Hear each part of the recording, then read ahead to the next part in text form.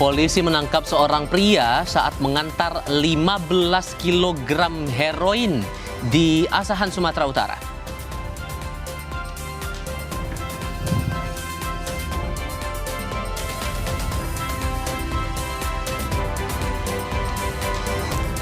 Kapal penumpang KM Intim Teratai kandas di perairan Pulau Makian, Kabupaten Halmahera Selatan, Maluku Utara.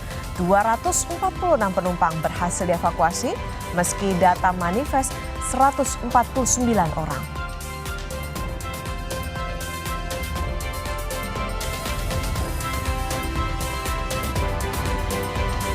Warga Muhammadiyah menggelar salat tarawih berjamaah perdana pada Selasa malam, sementara pemerintah yang menetapkan 1 Ramadan jatuh pada Kamis 19 Februari.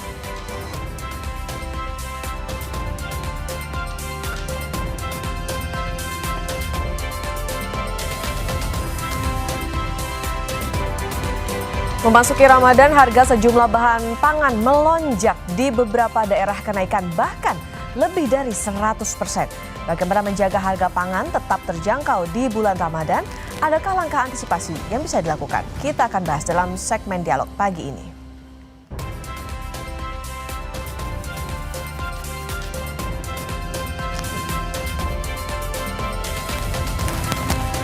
Presiden Republik Indonesia Prabowo Subianto tiba di pangkalan militer Andrew, Washington DC, Amerika Serikat Selasa waktu setempat. Salah satu agenda yang dibawa adalah penuntasan kesepakatan tarif dagang.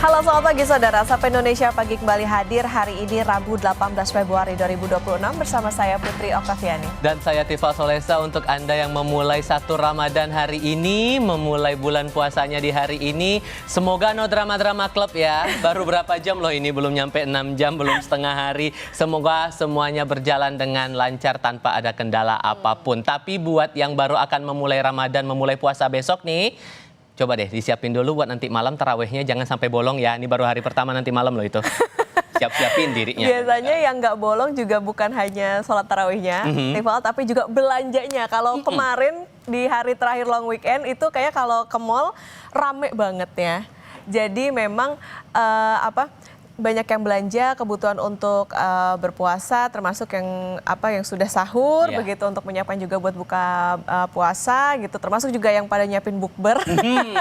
Apakah udah ngetek tanggal bukber? Sudah tag, tapi apakah terjadi? Entahlah. Cuman yang juga diperhatikan kalau lihat harga-harga di beberapa titik, di beberapa tempat juga ada lonjakan ya, bahkan hampir 100% di beberapa komoditas. Apakah ini selalu terjadi di setiap momen-momen besar? Karena kan kalau lihat momennya libur panjang yang kebutuhannya terbilang cukup besar seperti Ramadan ini, selalu ada saja kejadian-kejadian kenaikan harga seperti ini. Bentuk antisipasinya kayak gimana? Karena kalau kita lihat juga di beberapa tempat sudah ada tuh Pemda-Pemda yang melakukan operasi pasar, pasar murah untuk beberapa komoditas. Apakah itu cukup nolong atau tidak? Itu akan kami sajikan nanti di segmen dialog khas Sapa Indonesia Pagi. Jadi pastikan Anda tetap bersama kami. Kira-kira nanti juga akan ada pembahasan masalah apalagi nih buat Kompas Bisnis nanti nih, Okta. Iya, ada banyak lain informasi yang akan kami hadirkan. Ini termasuk juga kunjungan Presiden Republik Indonesia Prabowo Subianto ke Amerika Serikat yang meneruskan soal BOP ya. KTT BOP hari ini. Oke, kita akan hadirkan lagi lebih lengkapnya untuk Anda di bagian akhir nanti menuju ke segmen Kompas Bisnis. Tapi untuk bagian awal ini seperti biasa kita sajikan ragam peristiwa terlebih dahulu. Ada pusat perbelanjaan Mall Ciputra Cibubur di Bekasi, Jawa Barat yang terbakar. Diduga api dipicu dari percikan pengelasan reklame.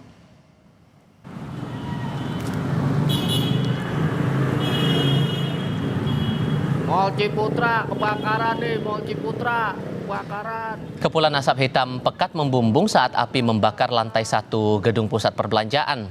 Kebakaran sempat membuat panik pengunjung hingga harus dievakuasi keluar mal. Total 2 unit mobil pemadam kebakaran dikerahkan ke lokasi dan api berhasil padam kurang dari 1 jam. Tidak ada korban jiwa dalam insiden ini. Damkar segera, ini cepat banget merambatnya nih. Tolong ya, tolong hubungin damkar. Kebakaran itu terjadi ada pengerjaan proyek reklame di atas, ada pihak kontraktor mengelak, jadi alasan itu jatuh di percikan di bawah, ada kardus kalau nggak salah. Ya kalau kronologisnya sih kayaknya sepertinya itu sih Pak. Sambaran itu percikan api ya Pak? Percikan api. Terus gitu, jadi api cepat besar. Iya karena angin juga kencang juga. Oh. Berikutnya saudara, kapal penumpang KM Intim Teratai kandas di perairan Pulau Makian, Kabupaten Halmahera Selatan, Maluku Utara. Berdasarkan data manifest, kapal mengangkut 149 penumpang dan ABK. Namun jumlah penumpang yang dievakuasi mencapai 246 orang.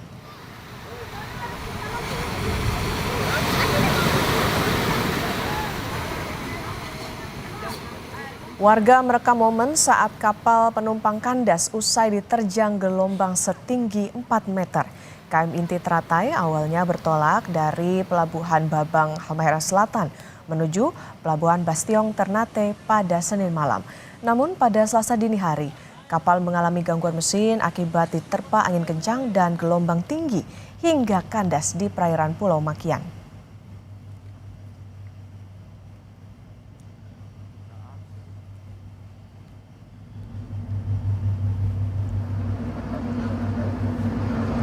Penumpang yang panik sempat berupaya menyelamatkan diri dengan berenang ke tepi pesisir pantai. Berdasarkan data manifest, ada 149 penumpang dan ABK dalam kapal ini. Seluruh penumpang telah dievakuasi ke Pelabuhan Ahmad Yani.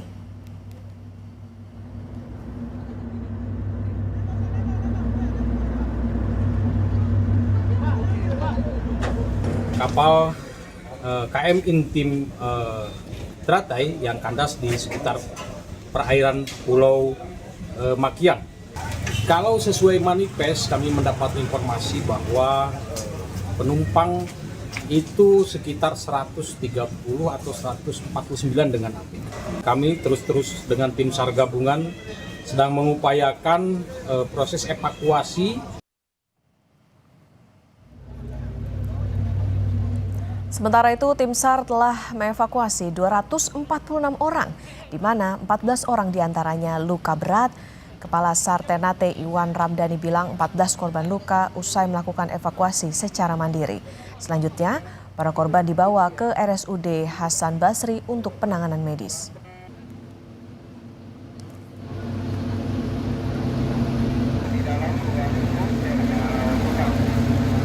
Hari ini semua korban dapat dievakuasi seluruhnya dengan selamat. Dengan jumlah total yang telah dievakuasi adalah 246 orang. Yang luka berat itu terdiri dari 14 orang dan semuanya dirujuk ke RSUD Hasan Basri. Berita lainnya, seorang ibu di Subang, Jawa Barat membekap anaknya yang berkebutuhan khusus dengan bantal hingga meninggal. Pelaku mengakui tak sengaja membekap untuk menenangkan anaknya yang menangis.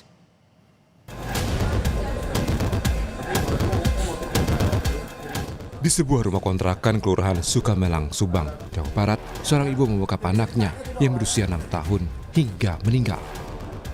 Pelaku mengaku tak sengaja membekap hanya untuk membuat anaknya yang berkebutuhan khusus untuk tenang agar tidak terus-terusan menangis sehingga tidak mengganggu tetangga. Namun naas, upaya sang ibu menutup dengan bantal menjadi petaka. Sang anak tewas. Usai kejadian, pelaku langsung ke kantor polisi sembari menangis. Polisi pun langsung ke TKP dan mengumpulkan sejumlah barang bukti. Jenazah korban dibawa ke rumah sakit untuk otopsi, sementara rumah kontrakan orang tua korban dipasang garis polisi. Dan ada dia kayak seperti cemas dan menangis. Dan kita tanyakan tiket yang kebetulan saya juga ada di situ. Tanya ke Bu, kenapa? Dia sudah menyampaikan saya nangis. Pak, saya sudah membunuh anak saya. Setelah sampai di rumah di kontrakan, kemudian kita langsung cek ke lokasi dan itu juga lokasi ibu. Ternyata pada saat lokasi kita menemukan seorang anak kecil yang sedang tidur, yaitu di pojok tempat tidur dengan memuluk guling. Ayah korban tak menyangka kejadian ini menimpa keluarganya. Ia menyebut istrinya menyayangi sang anak dan yakin tidak sengaja membunuh anaknya. Istri saya itu sabar, mendidik anak saya, ada 3 anak. Ya posisinya istri itu dengan anak selalu ngajarin kemana-mana, dia sama anaknya ngantar sekolah bertiga naik motor.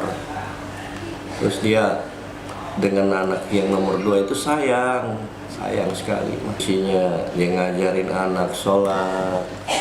Ya dengan ini posisinya ya saya hanya bercerita aja nih bahwa istri saya itu bukan orang seperti itu. Ya, yang jelas mah saya positif aja ke istri. Hingga kini polisi masih terus memeriksa sang ibu untuk mengetahui motif dibalik tewasnya sang anak. Hendrik Irawan, Kompas TV, Subang, Jawa Barat. Kita ke sorotan lainnya, saudara. Polisi menangkap seorang pria saat akan mengantar narkoba di daerah Asahan, Sumatera Utara. 15 kg heroin ditemukan polisi dalam tas pelaku.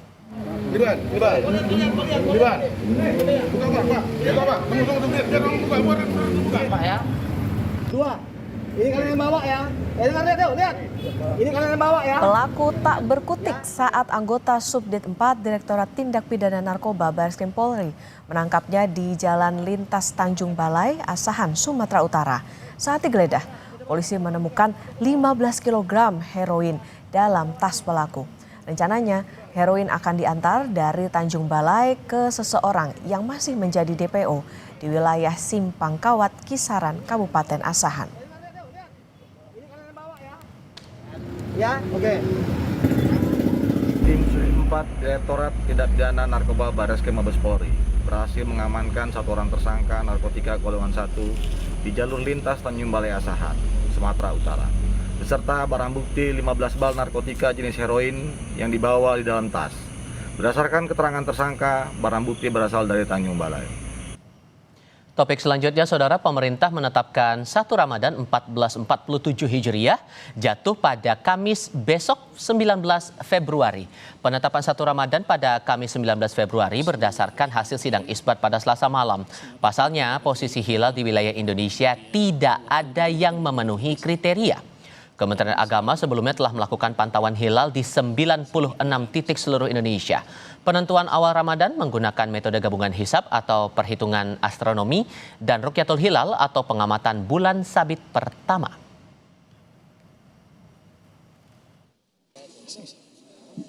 Secara hisab, data hilal pada hari ini tidak memenuhi kriteria visibilitas hilal Mabims.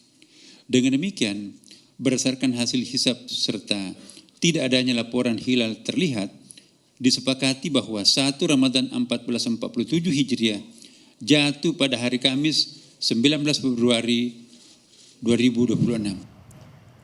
Ketua Umum Pimpinan Pusat Muhammadiyah Haidar Nasir meminta umat muslim di Indonesia menghargai jika terjadi perbedaan penetapan awal Ramadan. Itu melahirkan outcome dan tujuan agar kita semakin bertakwa. Meski boleh jadi satu sama lain masih ada perbedaan awal kita memulai puasa 1447 Hijriah. Maka ketika kita berbeda, jalani dengan tasamuh dan kecerdasan serta kedewasaan kita bersama. Selama kita belum punya satu sistem kalender global yang disepakati bersama, ya tentu kita akan sering berbeda. Dan disitulah maka sebagai ruang ijtihad tentu tak perlu kita saling menyalahkan dan merasa satu sama lain paling benar sendiri. Kembangkan kearifan dalam perbedaan ini. Di Kota Bekasi, Jawa Barat, warga Muhammadiyah menggelar sholat tarawih yang pertama Selasa malam di Masjid Al-Madinatul Munawwaroh, Bekasi Utara. Sholat tarawih pertama digelar setelah pengurus pusat Muhammadiyah memastikan bulan suci Ramadan 1447 Hijriah jatuh pada hari Rabu 18 Februari 2026.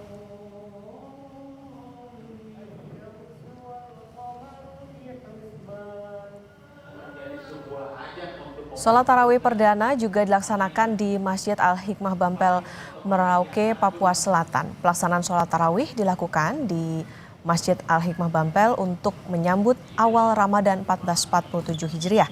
Sholat Isya digelar pada pukul 19.30 waktu Indonesia Timur dan langsung dilanjutkan dengan rangkaian sholat tarawih yang digelar pada 19.40 waktu Indonesia Timur.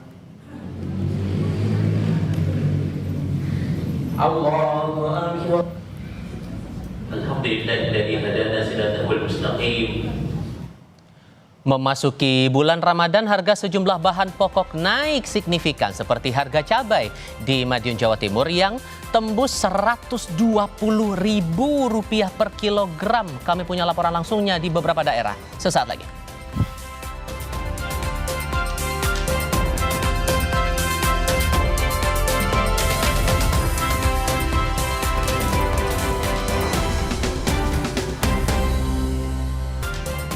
Sapa Indonesia Pagi kembali untuk Anda Saudara. Memasuki bulan Ramadan, harga sejumlah bahan pokok naik signifikan. Salah satu yang melonjak adalah harga cabai tembus Rp120.000 per kilogram.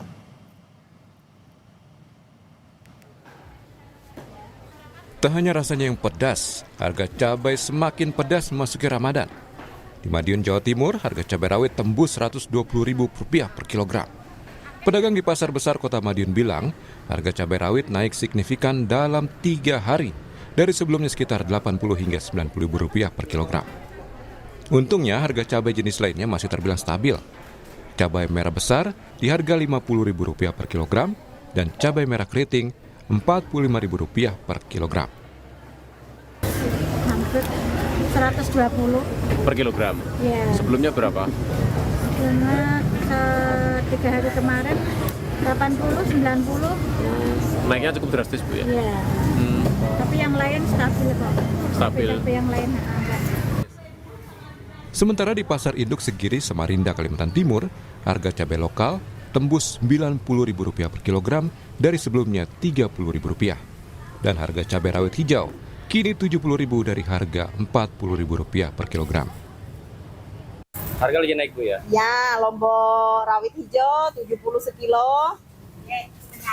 Kalau ini, Bu, lombok apa namanya? Lombok rawit merah 90 sekilo. Berarti ya. Ini lokal ya, Bu ya? Ini kampung. Oh, kampung. Dari Ya. mana, Bu, ngambilnya? Kampung di sini di Samarinda, bukan kiriman dari Sulawesi, bukan. Harga cabai di tiap daerah berbeda kenaikannya. Kalau di pasar tradisional Manado, Sulawesi Utara, harga cabai rawit lonjak dari harga normal Rp40.000-an menjadi Rp65.000. Kenaikan itu mulai terjadi sejak sepekan terakhir. Ini rica. So, Cabai merah. jadi berapa sekarang? Kalau rica ada 5. Dari? Iya, 1 kilo. Baru kalau ini 30. Sementara itu, pemerintah Kota Banjarbaru, Kalimantan Selatan menyiapkan pasar murah sambil terus melakukan operasi pasar untuk mengendalikan harga bahan pokok saat Ramadan hingga Lebaran. Nanti rencananya akan berbarengan ya, pembukaannya berbarengan dengan Pasar Wadai. Ya, jadi rencananya untuk yang pertama Pasar Wadai Murjani kami melaksanakannya di dinas, jadi pendampingan. Nanti mungkin Wali juga yang membuka. Setelah itu kita akan di kecamatan 1 kali, jadi 5 kecamatan akan kita lakukan pasar murah. Kenaikan harga memang terus berulang saat memasuki hari raya. Warga berharap harga dikendalikan agar daya beli terjaga. Tim Liputan, Kompas TV. Lantas apa saja bahan pokok yang harganya naik atau mungkin stabil memasuki bulan Ramadan? Kita pantau di Bandung, Jawa Barat bersama jurnalis Kompas TV Vida Alatas dan juru kamera Abdul Rohim. Dan di Banjarmasin, Kalimantan Selatan ada jurnalis Kompas TV Tasya Euni dan juru kamera Arpawi. Kita ke Bandung terlebih dahulu. Vida, selamat pagi. Kalau di beberapa daerah tadi di Madiun Rp120.000 per kilogram harga cabai yang naiknya paling signifikan. Kalau di Bandung seperti apa, Vida? Di Bandung sama, Okta dan juga saudara, harga cabai rawit ini juga naik cukup signifikan, hampir 100%, di mana sebelumnya ini di angka atau di harga Rp60.000, saat ini dibanderol Rp100.000. Tapi Okta, tidak hanya cabai rawit jelang Ramadan atau munggahan, kalau di Bandung ini harga sejumlah kebutuhan dapur, sejumlah kebutuhan rumah tangga dan juga komoditas bahan-bahan begitu ya. Ini hampir seluruhnya mengalami kenaikan, mulai dari sayur mayur, lalu juga daging-dagingan, telur, hingga beras. Dan kenaikannya beragam, Okta dan juga saudara.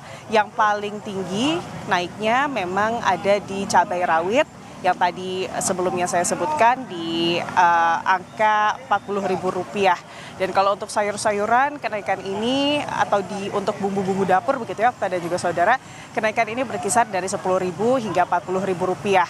Untuk sayur-sayuran ini berkisar dari Rp2.000 hingga Rp10.000. Di antaranya kalau di bumbu-bumbu begitu ya, Okta dan juga saudara, selain tadi cabai rawit, ada bawang merah yang naik Rp10.000 di angka Rp50.000, dari sebelumnya dibanderol Rp40.000. Cabai Tanjung naik Rp30.000, dari sebelumnya Rp40.000 jadi Rp70.000. Kalau cabai keriting juga naik Rp20.000, dari sebelumnya Rp40.000 sekarang jadi Rp60.000. Untuk harga sayur-sayuran ini timun juga mengalami kenaikan, dari sebelumnya Rp10.000 jadi Rp12.000. Tomat dari sebelumnya Rp13.000 menjadi Rp16.000. Buncis sebelumnya Rp20.000 jadi Rp24.000. Dan sawi hijau yang naik 100% dari sebelumnya di harga Rp6.000, saat ini di harga Rp12.000. Dan untuk daging sapi juga mengalami kenaikan, Okta dan juga saudara. Namun kalau daging sapi, informasi dari pedagang ini naiknya memang sudah dari sejak kurang lebih 3 minggu yang lalu. Di angka Rp150.000 dari sebelumnya Rp140.000. Yang juga jadi sorotan, Okta dan juga saudara, ini adalah naiknya harga minyak kita di Pasar Kosambi Kota Bandung, yang kalau sebetulnya harga eceran tertingginya ini di angka Rp15.750.000. Namun pedagang membeli dari pemasok ini sudah di harga Rp18.200 dan sudah dijual Rp20.000 per kilogram. Tentunya ini kenaikan harga jelang Ramadan ini mempengaruhi pembelian warga begitu ya. Daya belinya masih tetap, harga terus naik. Padahal kalau di Bandung sendiri dan biasanya juga di seluruh daerah di Indonesia, Okta dan juga saudara, momen jelang Ramadan atau momen munggahan ini sebetulnya menjadi momen di mana ada jamuan-jamuan spesial, ada jamuan-jamuan besar. Tapi tadi kami berbincang dengan warga yang berbelanja di Pasar Kosambi, mereka akhirnya terpaksa harus mengurangi belanja di momen jelang Lebaran, maksud kami di momen jelang Ramadan yang biasanya masak-masak besar begitu ya. Ini harus ditekan akibat kenaikan harga. Tentunya harapannya ini segera bisa dikendalikan harga-harga bahan pangan ini, Okta. Oke, tadi paling tinggi cabai rawit bisa mencapai Rp100.000 per kilogram. Kemudian tadi yang juga jadi sorotan soal minyak kita yang dari pemasok sudah Rp18.200. Dari Vida Alatas, selanjutnya kita ke Tasya Euni di Banjarmasin, Kalimantan Selatan. Tasya, selamat pagi. Bagaimana kenaikan harga di sana dan apa upaya pemerintah menjaga daya beli masyarakat? Baik, selamat pagi Okta dan saudara. Sejumlah harga memang untuk sayur mayur dan cabai terpantau naik selama seminggu terakhir ini ya, menjelang Ramadan, di mana yang paling signifikan terasa menurut pantauan kami di pasar tradisional Banjarmasin adalah buncis yang kini dijual seharga Rp20.000 per kilogram, sedangkan sebelumnya hanyalah sekitar Rp10.000 per kilogramnya. Dan kemudian mentimun yang semula Rp10.000 ini menjadi Rp15.000 per kilogram, dan yang paling signifikan dirasakan adalah cabai rawit yang menembus Rp100.000 per kilogram dari sebelumnya Rp45.000. Sedangkan cabai tiung naik menjadi Rp65.000 dari Rp40.000 sebelumnya, dan kenaikan tentunya dipengaruhi oleh pasokan yang terbatas akibat banjir yang sempat melanda beberapa wilayah di Kalimantan Selatan. Ya, baik. Berarti tadi tidak hanya di Bandung, tetapi juga di Banjarmasin terjadi kenaikan harga. Tadi kalau cabai rawit juga sama-sama Rp100.000 per kilogram. Tentu kita harapkan tidak semakin naik lagi karena menjelang Ramadan. Terima kasih jurnalis Kompas TV Vida Alatas dan juru kamera Abdul Rahim dari Bandung, Jawa Barat. Dan juga Tasya Euni dan juru kamera Arpawi dari Banjarmasin, Kalimantan Selatan. Selamat bertugas kembali teman-teman.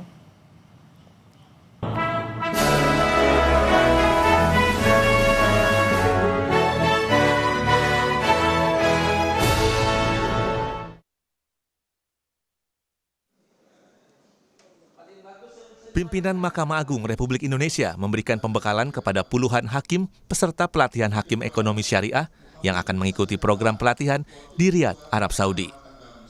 Pembekalan ini menekankan peran peserta sebagai duta institusi, sekaligus pentingnya implementasi hukum ekonomi syariah dalam praktik peradilan di Indonesia.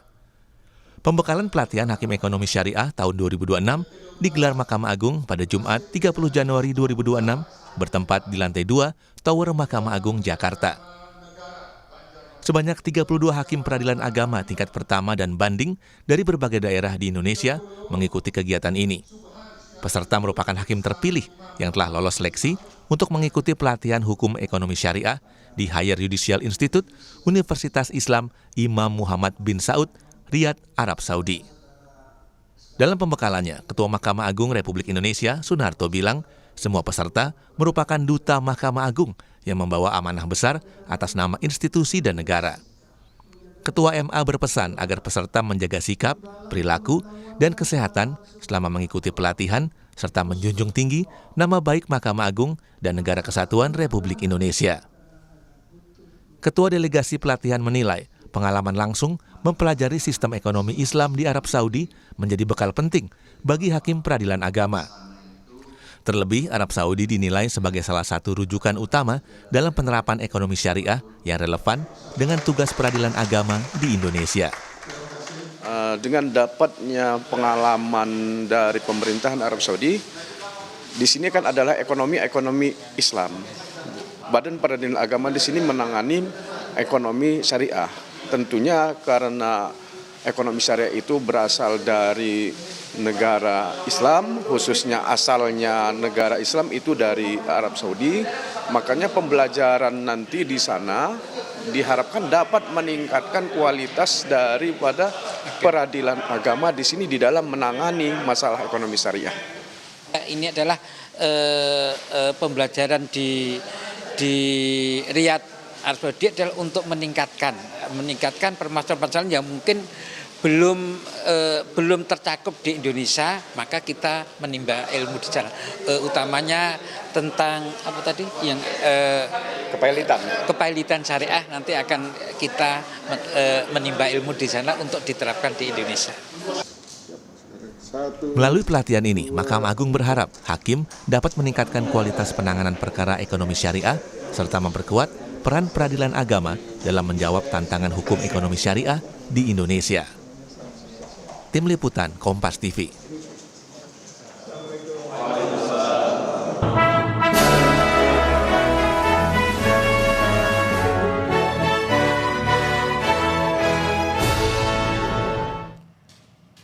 Memasuki Ramadan, harga sejumlah bahan pangan melonjak di beberapa daerah, kenaikan bahkan lebih dari 100%. Bagaimana menjaga harga pangan tetap terjangkau di bulan Ramadan? Adakah langkah antisipasi yang bisa dilakukan? Kita akan bahas dalam dialog usai jeda bersama Tifal Solesa.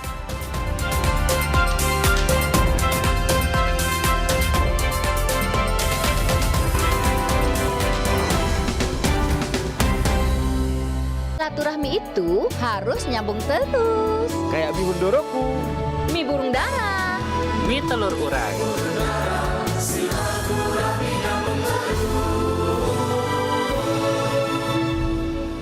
물라이 두알리마 칼슘 콜라겐 브루크랑 꿀리크리프 툴랑 크로포스 No worries 콜라게나 Susu steril dengan 1000 mg kolagen dan kalsium, kulit no keriput, tulang no keropos. 콜라게나 susu awet muda.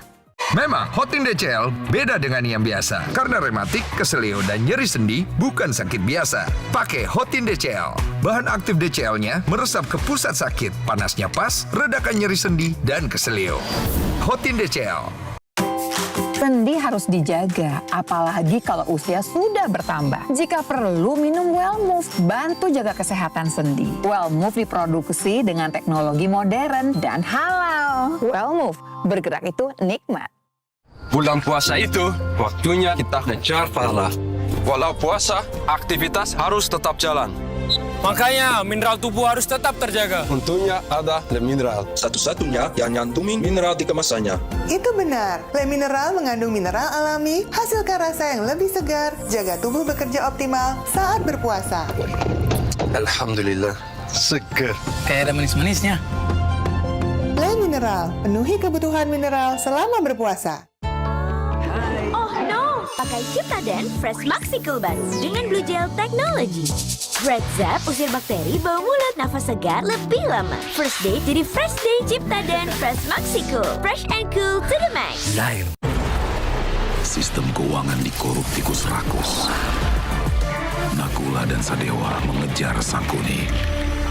Marjan berbuka dan bangkitkan semangat.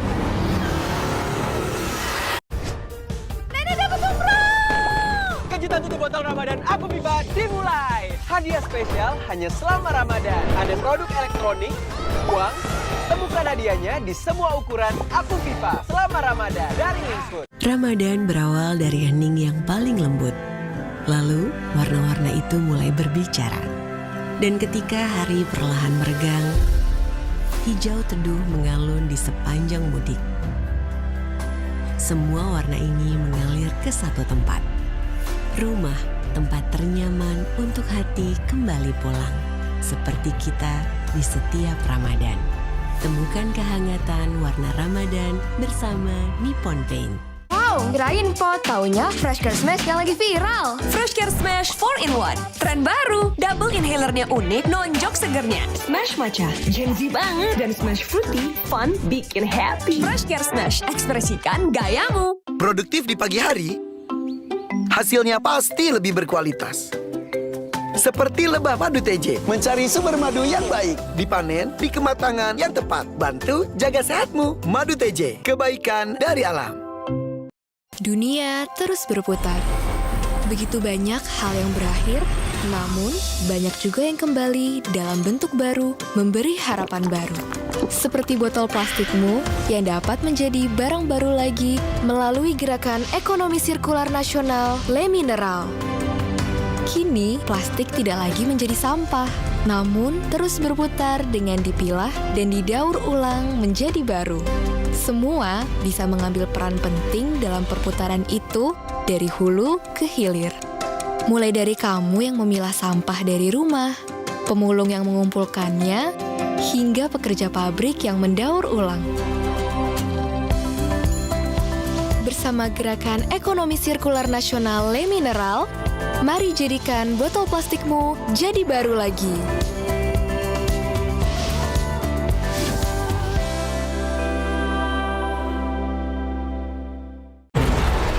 Sistem keuangan dikorup tikus rakus. Nakula dan Sadewa mengejar Sangkuni. Marjan berbuka dan bangkitkan semangat.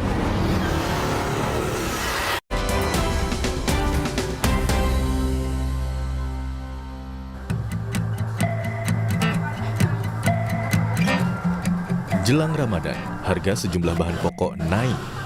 Di Pasar Jaya Senen, Jakarta Pusat, beberapa komoditas seperti ayam, daging sapi, telur, cabai, dan bawang jadi yang paling banyak dibeli, meski harganya melonjak. Cabai rawit merah naik Rp20.000 menjadi Rp120.000 per kilogram. Bawang putih alami kenaikan Rp5.000 menjadi Rp40.000 per kilogram. Bawang merah naik Rp10.000 jadi Rp50.000 per kilogram. Sementara daging ayam juga alami kenaikan Rp7.000 jadi Rp45.000 per kilogram.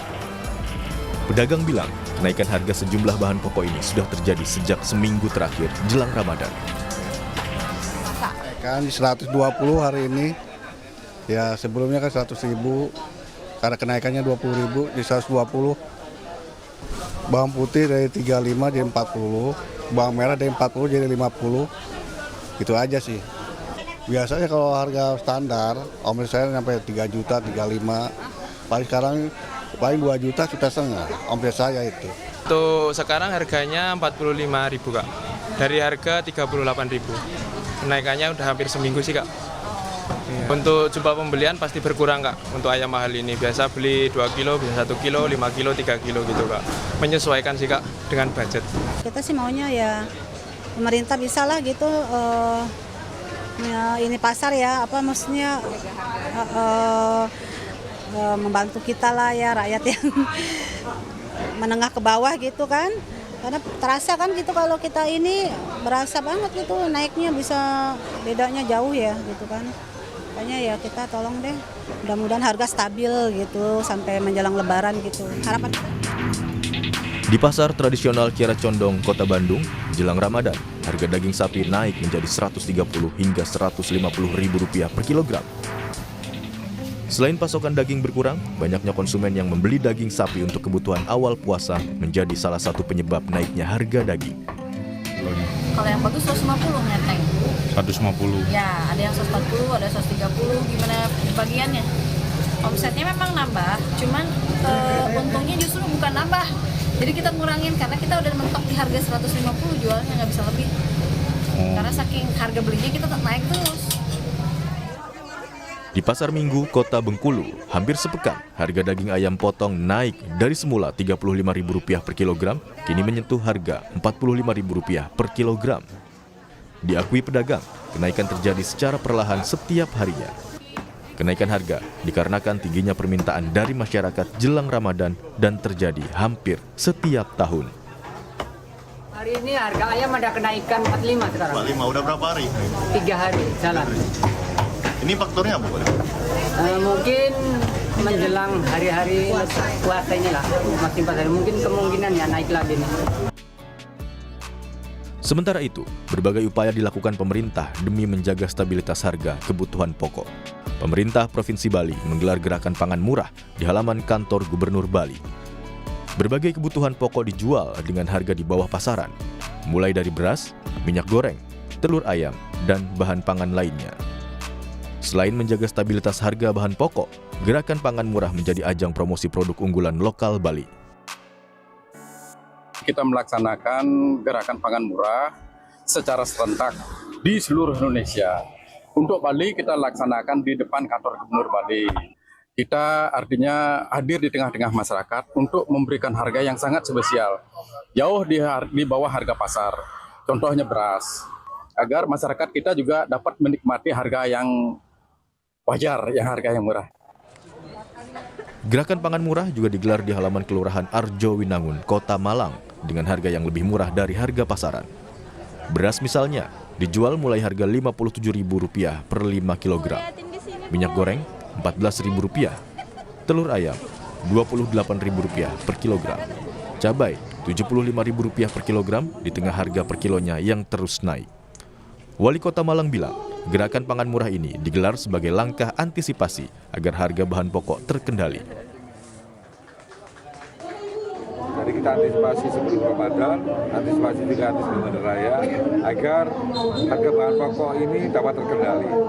Kita akan gerakan pangan murah ini merata, nanti di 5 kecamatan, ada beberapa titik, termasuk juga nanti apabila nanti rekomendasi dari TPID perlu ada membuka lagi warung tekan inflasi dengan beberapa harga bahan pokok yang harus kita intervensi, itu juga akan kami lakukan.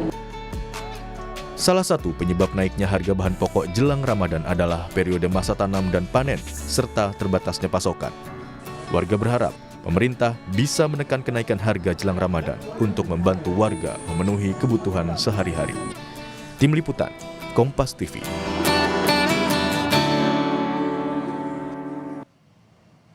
Memasuki bulan Ramadan, harga sejumlah bahan pangan melonjak. Di beberapa daerah kenaikan bahkan lebih dari 100%. Bagaimana cara menjaga harga pangan tetap terjangkau di bulan Ramadan ini? Adakah langkah antisipatif yang bisa dijalankan otoritas terkait? Kami akan diskusikan ini bersama dengan para narasumber, bergabung lewat sambungan dalam jaringan anggota Komisi 6 DPR RI dari fraksi Partai Demokrat Herman Khairon, serta pengamat pertanian dari Center of Reform on Economics atau KOR, Eliza Mardian. Selamat pagi semuanya dengan Tifal di sini. Halo, Selamat pagi Mas Pipa. Terima kasih semua sudah bergabung bersama kami di studio Kompas TV kali ini. Hal yang mungkin jadi pertanyaan lumrah adalah kenapa selalu ada cerita kenaikan harga di momen-momen besar ini, Pak Khairon? Sejauh analisis Anda bersama dengan fraksi atau mungkin dari teman-teman Komisi 6, tantangan apa sih sebetulnya yang dihadapi sampai cerita kenaikan harga ini muncul terus setiap Ramadan bahkan hari-hari besar, Pak? Iya, hukum besinya tentu supply demand ya. Jika memang supply-nya banyak, ya demand-nya tetap, ya harga akan lebih stabil. Tetapi kalau demand-nya meningkat, kemudian supply-nya tersendat, ya ini akan menyebabkan implikasi terhadap harga. Dan tentu supply itu juga sangat bergantung beberapa aspek. Misalkan aspek produksi, apakah secara produksi betul-betul sudah aman dan mencukupi. Ini beberapa hal yang tentu kami dapat informasi dari Kementerian Perdagangan, terutama minggu lalu telah rapat dengan Kementerian Perdagangan bahwa seluruh komoditas strategis dan bahan pokok ini cukup gitu ya. Nah kalau cukup, apakah pertanyaan selanjutnya distribusinya lancar atau tidak gitu.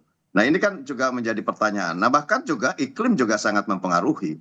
Nah oleh karena itu ini banyak aspek yang tentu bisa menjadikan persoalan terhadap kenaikan harga. Namun tentu bagi kami mencermati memang setiap momentum hari-hari besar tertentu, utamanya menjelang Idul Fitri, menjelang Ramadan, bahkan kan kalau kita analisis Ramadan ini kan pola konsumsinya berbeda. Pola konsumsinya sekarang mengkonsumsi di subuh atau di sebelum subuh sahur gitu, dan kemudian berbuka puasa, sehingga banyak masyarakat yang mereka tidak lagi berbelanja on spot ataupun hanya untuk makan sehari-hari di siang hari biasanya, sekarang harus berbelanja lebih gitu ya, jadi belinya lebih banyak.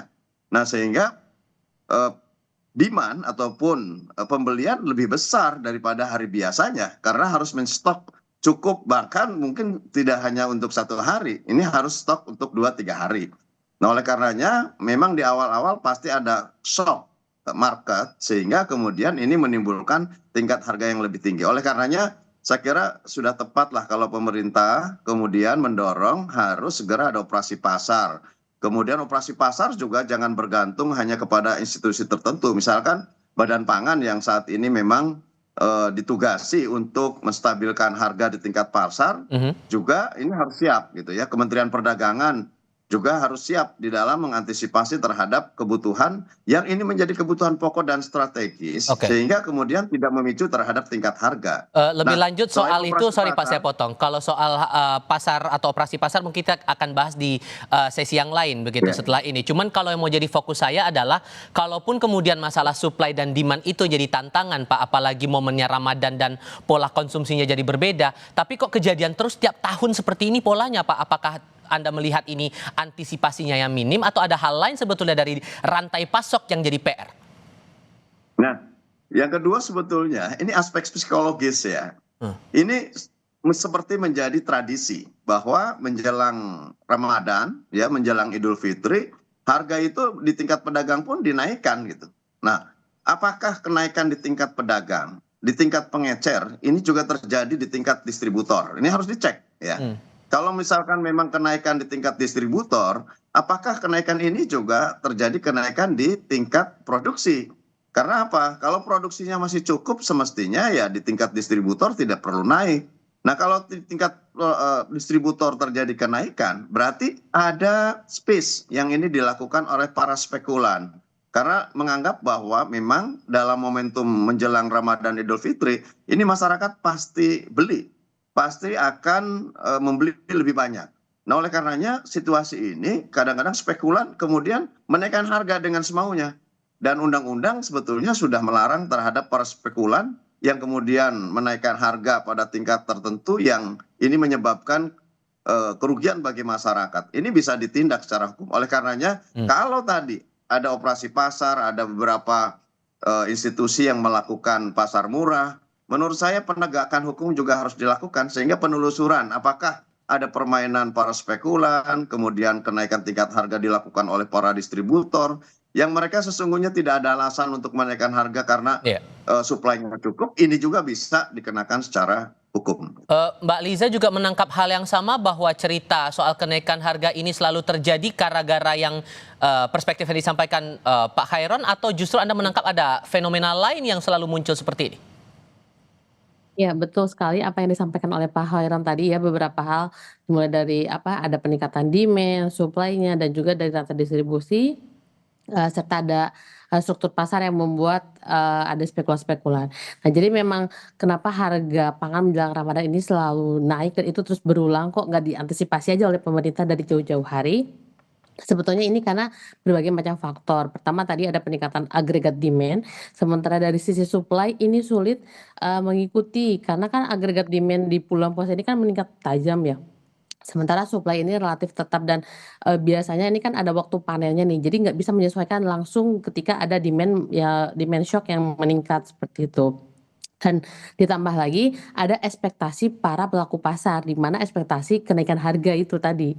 Nah, terus ditambah lagi dengan kondisi struktur pasar kita yang oligopolistik dan ditambah asimetris informasi pasar, sehingga kita tidak bisa mengetahui stok real yang ada di setiap rantai pasok itu tuh berapa, sehingga nanti ngaruhnya ke harga di konsumen. Nah, terus tadi kan ada ekspektasi para pelaku pasar meningkatkan harga, ditambah lagi komoditas pangan ini kan sifat barangnya tuh inelastis, jadi berapapun harganya itu pasti akan dibeli oleh masyarakat. Nah, sementara konsumsi selama bulan Ramadan ini polanya itu akan selalu meningkat seperti itu. Jadi momentum-momentum ini yang seringkali dimanfaatkan oleh para spekulan-spekulan untuk meningkatkan margin mereka. Nah, terus sebetulnya kenapa ini tidak bisa diantisipasi oleh pemerintah dari jauh-jauh hari terkait misalkan stoknya, padahal kan bisa aja gitu kan H-2 bulan atau H-1 bulan itu sudah disiapkan stoknya. Nah, ini karena infrastruktur kita kurang memadai, misalkan untuk cabai, bawang merah, daging ayam misalnya. Nah, itu kan kita infrastruktur cold storage-nya aja masih minim, sehingga kita tidak bisa menyimpan hasil panen komoditas-komoditas yang mudah busuk tadi disimpan dalam jangka waktu lama. Nah, terus juga ditambah lagi kondisi geografis kita yang menyebabkan distribusi kita menjadi mahal. Dan ini tambah lagi biaya logistik kita juga memang masih kurang efisien karena kita masih mengandalkan pengiriman jalur darat. Kalau untuk jalur darat ini jangka yang jauh gitu, ini tuh kurang efisien. Kita harusnya menggunakan jalur kereta api seperti Cina misalnya. Itu untuk jarak jauh itu relatif efisien gitu. Kalau periode musim, sorry saya potong, kalau periode musim tanam dan panen ini juga ikut berpengaruh nggak sih, ditambah kan ada fenomena perubahan cuaca di beberapa daerah pemasok-pemasok kebutuhan yang ikut membawa pengaruh juga sedikit banyak ya Mbak, itu juga menaruh potensi signifikan juga untuk kenaikan harga itu? Ya, betul. Jadi antara waktu panen misalkan dengan peningkatan agregat demand-nya ini nggak sama gitu. Jadi makanya itu yang menyebabkan supply tadi tidak bisa mengakomodir kenaikan demand dari masyarakat. Nah, sehingga supply di pasaran itu relatif terbatas. Nah, ketika supply ini relatif terbatas, teori supply demand kan harga akan naik gitu. Karena untuk mengantisipasi tadi kelangkaan supply tadi. Oke, nah baru kita masuk ke apa yang sedang dijalankan oleh pemerintah, terutama tim liputan kami Pak Khairon sekarang juga ikut memantau program pasar murah yang dikeluarkan oleh Kementerian Perdagangan di Gambir, Jakarta Pusat. Ini lagi kami pantau juga, termasuk di pemerintah daerah sudah melakukan beberapa operasi pasar murah dan semacamnya. Sebetulnya karena ini juga fenomena yang acap kali terjadi kalau ada muncul kenaikan harga di sejumlah kebutuhan pokok, Pak. Seberapa besar sumbangsih ini bisa memastikan daya beli tetap terjaga di mata DPR? Iya, idealnya sebetulnya posisi pasar itu diserahkan kepada pasar gitu ya. Namun untuk menjaga terhadap kemampuan daya beli dan harga di pasar, saya kira semestinya ini tetap kita menjaga terhadap hukum besinya, yaitu supply demand. Nah, kalaupun kemudian dilakukan operasi pasar, kemudian pasar murah di mana-mana, sebetulnya itu kan sebuah gerakan mitigasi saja terhadap situasional. Idealnya sebetulnya kita harus bisa mampu menciptakan terhadap kondisi harga yang ideal sesuai dengan kemampuan dan daya beli masyarakat. Ini yang harus dipertahankan. Caranya bagaimana? Kita sudah ada sebetulnya neraca komoditas ya. Dari neraca komoditas kan bisa kita kaji, kita bisa menetapkan sebuah pilihan-pilihan kebijakan yang tentu ini kalau produksi dalam negeri cukup. Nah kalau cukup ya kita tidak boleh impor misalkan, karena mencukupi dengan impor nanti malah mengganggu harga di tingkat produsen. Petani kasihan kalau petani produksinya atau produknya dijual dengan harga murah kan kasihan, jadi tidak memiliki keuntungan. Nah bagaimana menyeimbangkan harga di tingkat pasar? Bisa juga misalkan memangkas terhadap mata rantai. Dan rata-rata mata rantai perdagangan di Indonesia ini terlalu panjang. Nah oleh karena itu andai kata nanti ke depan Koperasi Desa Merah Putih, Koperasi Kelurahan Merah Putih yang digagas oleh Presiden Prabowo Subianto sudah bisa dijalankan dengan baik, ini bisa menjadi checkpoint untuk distribusi terhadap kebutuhan bahan pokok. Dan ini menurut saya akan sangat menolong ya, akan sangat menolong membantu terhadap pemangkasan biaya distribusi. Sehingga nanti biaya di pasarnya akan lebih murah. Dan kalau semua secara masif bahwa operasional ataupun kegiatan usaha, terutamanya penyediaan bahan pokok, bukan hanya bahan pokok konsumsi pangan sebetulnya, misalkan gas, kemudian kebutuhan-kebutuhan secondary lainnya yang ini bisa dipenuhi oleh Koperasi Desa Merah Putih, inilah keniscayaan stabilitas terhadap harga di pasar. Dengan kemudian kemampuan yang harus dirancang secara terencana dan baik oleh pemerintah, oleh negara, sehingga betul-betul kemampuan daya beli masyarakat bisa sesuai atau relevan dengan harga yang dibutuhkan pada setiap bahan pokok di wilayahnya masing-masing. Dan selama ini Anda melihat operasi pasar atau pasar murah di momen-momen besar seperti Ramadan yang berlangsung beberapa waktu ke belakang sudah tepat sasaran atau belum, Pak? Ini kan hanya kegiatan temporer. Kalau apakah ini ditanyakan ini sebagai kegiatan yang tepat sasaran atau tidak, menurut saya tepat. Karena memang harus ada intervensi pasar gitu. Bagaimanapun ketika harga sangat tinggi, kemudian supply mungkin agak terbatas, ya harus ada intervensi, harus ada operasi pasar yang memungkinkan ini bisa menurunkan harga. Sehingga kemudian harga bisa menyesuaikan terhadap daya beli masyarakat. Nah ini sudah tepat gitu, tapi kan ini kegiatan temporer, sampai kapan misalkan dilakukan. Tetapi idealnya bahwa secara konsisten bahwa negara menyiapkan berbagai institusi, berbagai instrumen supaya tidak kemudian terjadi fluktuasi harga di luar harga psikologis yang tentu ini bagi masyarakat sangat memberatkan. Misalkan karena adanya spekulan, karena menjelang Idul Fitri atau menjelang Ramadan harganya dinaikkan ya di tingkat media atau di tingkat perantara.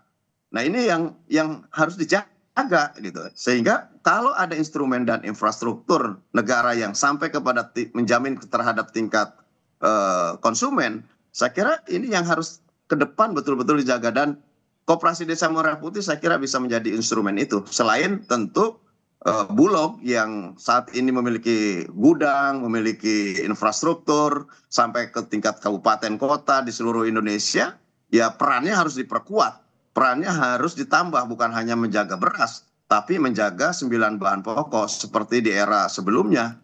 Dan kemudian juga ada instrumen lain yang menurut saya ini penting, Badan Pangan Nasional sebagai regulator untuk bagaimana menghitung terhadap kebutuhan masyarakat, terutama kebutuhan pokok dan pangan. Ini juga harus betul-betul tepat cara menghitung, tepat cara mendistribusi, tepat cara memberikan keseimbangan harga di pasar. Baik. Dan yang paling penting sekali lagi saya bilang instrumen hukum. Instrumen hukum harus juga bekerja untuk bisa melihat apakah ada permainan tidak di tingkat kartel. Apakah ada kartel nggak di sini? Apakah ada nggak spekulan yang mengganggu terhadap harga? Kan ini undang-undangnya sudah mencukupi untuk bisa melakukan tindakan hukum seperti ini.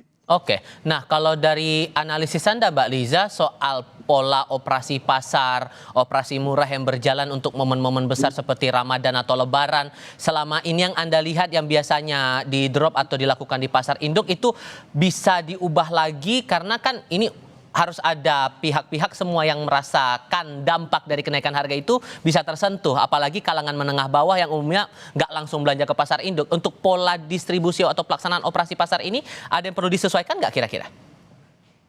Iya betul sekali. Jadi memang kita yang harus jadi prioritas pemerintah saat ini adalah menjaga daya beli masyarakat terutama kalangan menengah bawah. Apalagi mereka ini kan 50-60% dari total pengeluaran itu untuk membeli bahan makanan. Jadi ketika ada kenaikan harga di bahan makanan, mereka akan mengurangi untuk porsi belanja non makanan lainnya gitu. Jadi karena untuk memenuhi kebutuhan pangannya dulu gitu. Dan untuk operasi pasar sejauh ini pemerintah relatif sudah baik, tapi memang masih belum bisa menjangkau lebih luas masyarakat lagi.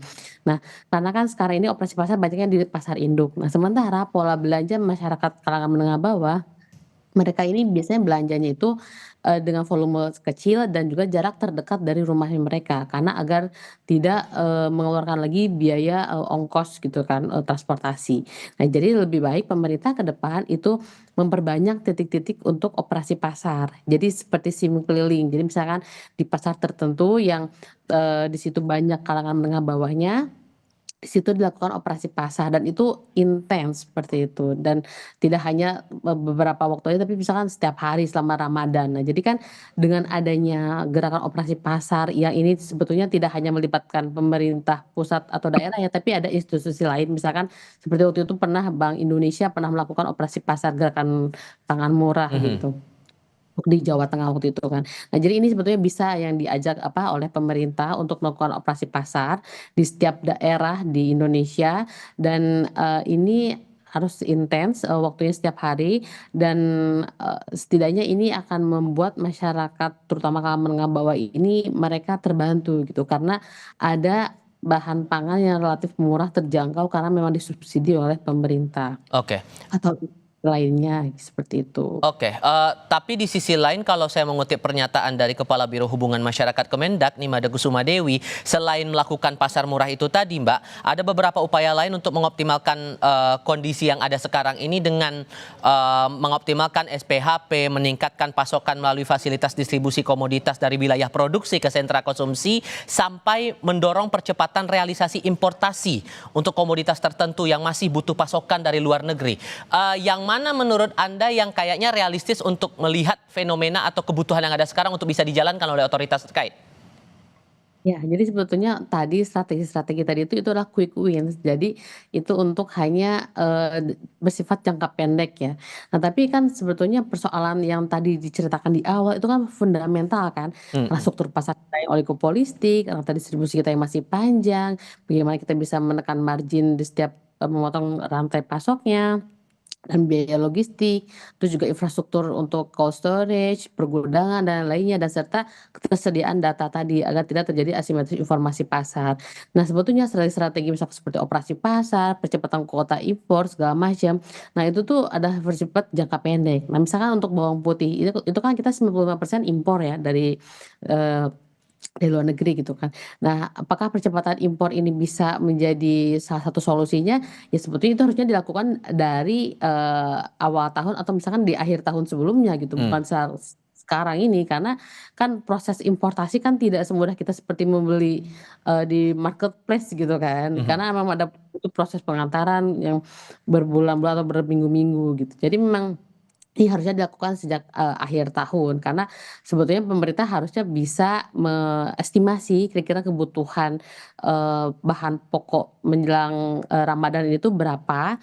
Nah, jadi kan setidaknya ketika bisa mengestimasi berarti kan ada strategi-strategi yang dilakukan jauh-jauh sebelum hari H. Karena kalau sudah saat seperti sekarang ini nggak bisa percepatan kuota impor yang nanti datangnya kan berapa bulan kemudian. Baik. Jadi itu juga kurang tepat seperti. Jadi ya yang paling tepat saat ini adalah pertama tadi operasi pasar, yang kedua adalah penegakan hukum di mana ketika ada spekulan-spekulan itu ditegakkan hukumnya dan mereka diberikan efek jera.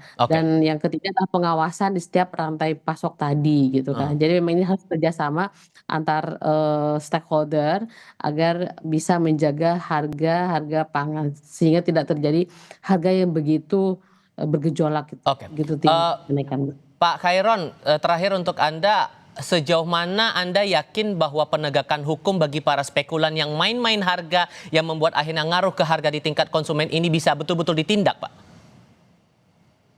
Ini kan Ramadan dan Idul Fitri kan bukan hanya tahun ini, tahun sebelumnya, dan sebetulnya punya pengalaman panjang kita. Dan ini harusnya dijadikan kesiapan penuh dari pemerintah.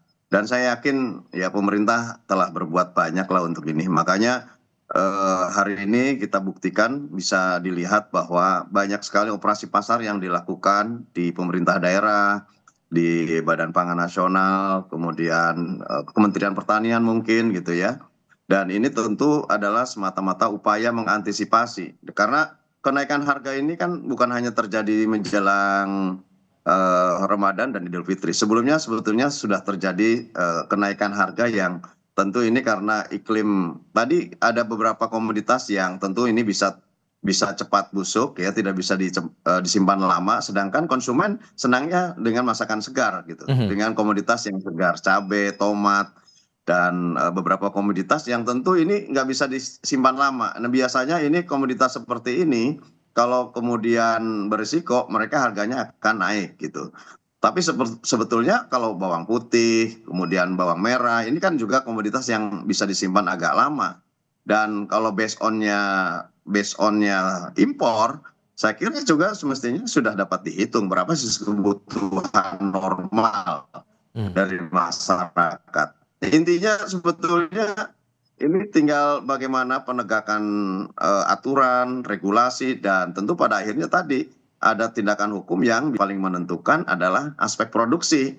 Maka itu saya kira aspek produksi harus betul-betul disiapkan dengan baik. Dan kalau memungkinkan memang kita memiliki anggaran yang cukup, ya nanti Koperasi Desa Merah Putih itulah dilengkapi mungkin dengan cold storage, dengan segala macam sesuai dengan kemampuan lokalnya.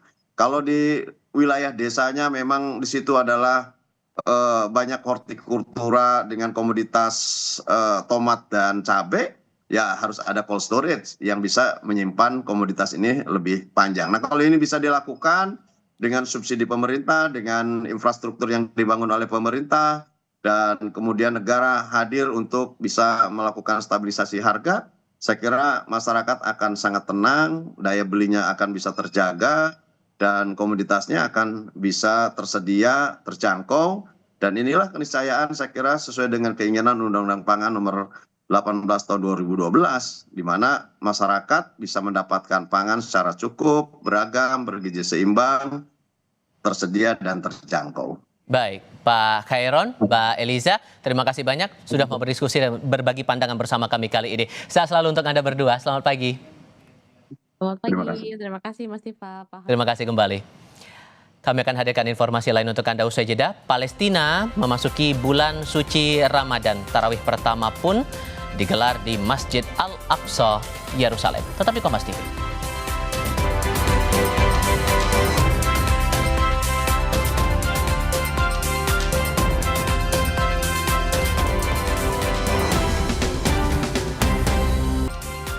Bertemu kembali Saudara, Presiden Prabowo Subianto dan rombongan telah tiba di Amerika Serikat untuk menghadiri sejumlah agenda penting. Salah satunya pertemuan atau konferensi tingkat tinggi Dewan Perdamaian atau Board of Peace. Prabowo tiba pada Selasa pukul 12 siang waktu setempat di Pangkalan Militer Andrew. Kedatangannya disambut Duta Besar Republik Indonesia, Indroyono Susilo, dan sejumlah pejabat militer Amerika Serikat. Dalam kunjungan kerja kali ini, Presiden Prabowo akan menghadiri pertemuan perdana KTT Board of Peace. Prabowo juga akan bertemu dengan Presiden Amerika Serikat Donald Trump untuk memperkuat kerjasama strategis di berbagai bidang. Keduanya pun akan menandatangani kesepakatan final atas tarif dagang resiprokal antara Amerika Serikat dan Indonesia. Dalam kunjungan kerja kali ini, Presiden ditemani Menteri ESDM Bahlil Lahadalia dan Sekretaris Kabinet Teddy Indrawijaya.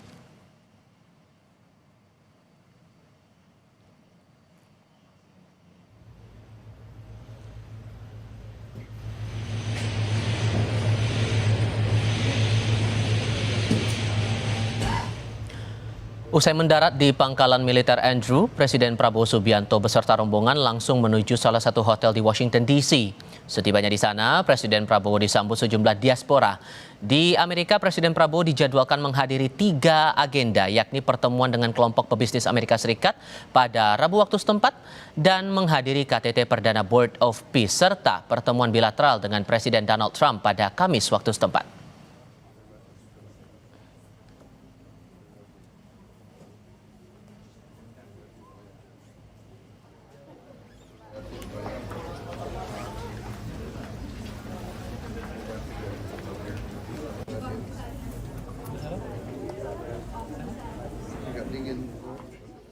Beranjak ke berita lainnya, Saudara, Palestina memasuki bulan suci Ramadan. Tarawih pertama digelar di Masjid Al-Aqsa, Yerusalem.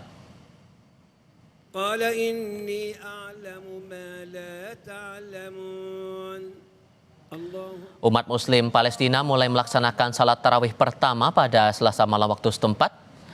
Jamaah memenuhi kompleks Al-Aqsa di Yerusalem, Palestina untuk berpuasa pada Rabu 18 Februari. Umat Muslim Palestina menjalankan ibadah di bulan Ramadan meski di tengah gencatan senjata dan serangan Israel yang tak kunjung usai. Ini menjadi Ramadan pertama sejak kesepakatan gencatan senjata yang dimediasi Amerika Serikat pada 10 Oktober 2025 lalu.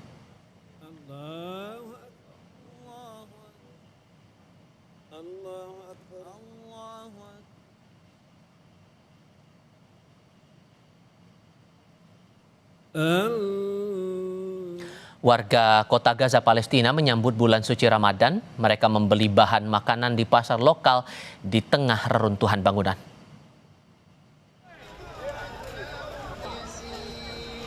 Warga di jalur Gaza, Palestina berbondong-bondong ke pasar lokal pada Selasa waktu setempat. Warga mengunjungi kios-kios pinggir jalan dan pedagang yang beroperasi di tengah bangunan-bangunan yang hancur. Antusiasme menyambut Ramadan ini di tengah kondisi sebagian besar warga yang sudah kehilangan anggota keluarga akibat perang Israel dan Hamas. Kegembiraan menyambut bulan suci memang disunahkan bagi muslim dan muslimah. Di pasar dadakan di jalur Gaza ini tak hanya dijual bahan pangan pokok, tapi juga buah-buahan termasuk kurma, takjil khas berbuka puasa. Jalur Gaza Palestina telah menderita krisis ekonomi yang semakin buruk dan diperparah akibat perang selama 2 tahun.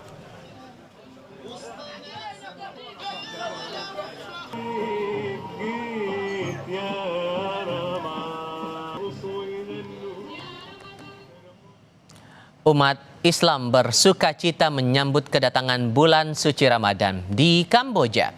Nuansa Ramadan mulai terasa diawali dengan bazar Ramadan, sementara di Palestina pengungsi membuat lampion dari bahan daur ulang. Pengunjung antusias keliling di Ramadan Fair 2026 yang digelar di Phnom Penh, Kamboja. Beragam kuliner halal dan pernak-pernik khas Ramadan ada di bazar ini. Currently, I'm having my dinner here with my 2 friends, Jia and Iqbal. So when I go through the event, I saw that a lot of shops here with Khmer food, Malaysian food. I also saw that have the Turkish food, so I encourage everyone to come here and try the Khmer food. Tak hanya pengunjung, penjual pun antusias membuka lapaknya di sini. Sinan contohnya, ia punya misi agar Kamboja dikenal dunia melalui acara musiman Ramadan Fair. លើកទឹកចិត្តឲ្យថ្នាក់ដឹកនាំគាត់បង្កើតកម្មវិធីនេះម្ដងទៀត ហើយឲ្យកាន់តែទូលំទូលាយហើយកាន់តែស្អាតស្រស់ស្អាតជាងនេះដើម្បីបង្ហាញដល់ពិភពលោកទូទាំងពិភពលោកឲ្យស្គាល់ថាកម្ពុជាក៏មានកម្មវិធីនេះដូចនៅប្រទេសគេផ្សេងៗផងដែរ Berbeda dengan di Gaza, seorang pengungsi dari Han Yunis Timur unjuk kreativitas. Bahan daur ulang dari bantuan kemanusiaan disulap jadi beragam lampion. صناعة الفوانيس هذه هواية عندي كانت زي الجد والكذب بدايتها ابني طلب مني فانوس عملت له فحسيت حالي ان انا قادرة ان انا اعمل واعرض عندي في الصفحة لما عرضت عندي في الصفحة كان في طلب فمن هنا بدأت القصة ان انا ابدأ اشتغل الفوانيس. Rihan mengaku sulit memperoleh kain untuk membuat dekorasi Ramadan karena perbatasan sedang ditutup. Akhirnya, ia tak habis akal memanfaatkan kain dari selimut termal untuk membuat lampion. Kehangatan sambut Ramadan di Gaza tetap terasa, meski warga dalam keadaan yang serba terbatas dan kekhawatiran. Sambut perayaan Imlek, ada atraksi barongsai menari di atas air yang menghibur warga Jakarta di Danau Senayan. Itu bocoran visualnya, tapi lengkapnya sebentar lagi. Jangan kemana-mana.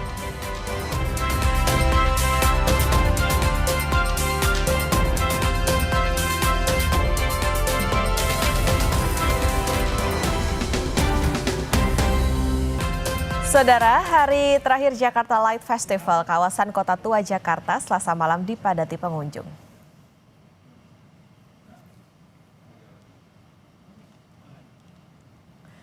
Gedung Museum Fathahillah disulap dengan atraksi video mapping. Selain itu, pertunjukan instalasi cahaya dihadirkan untuk menambah suasana Imlek.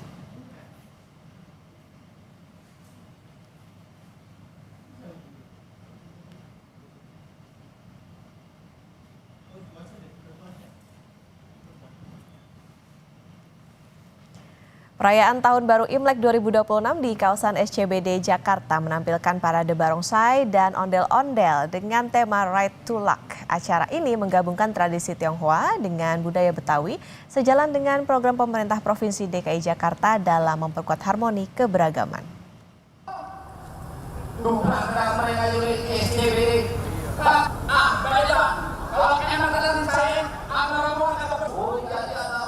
Warga Jakarta antusias menyaksikan parade barongsai dan ondel-ondel dalam perayaan Tahun Baru Imlek 2026 bertema Right to Luck yang digelar di kawasan SCBD.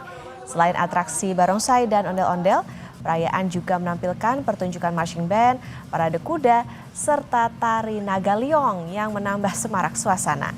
Acara ini turut dihadiri oleh Ketua Komisi 4 DPR RI Titik Soeharto, Menteri Pariwisata Widianti Putri Wardana, serta Wakil Menteri Pariwisata Niluh Puspa.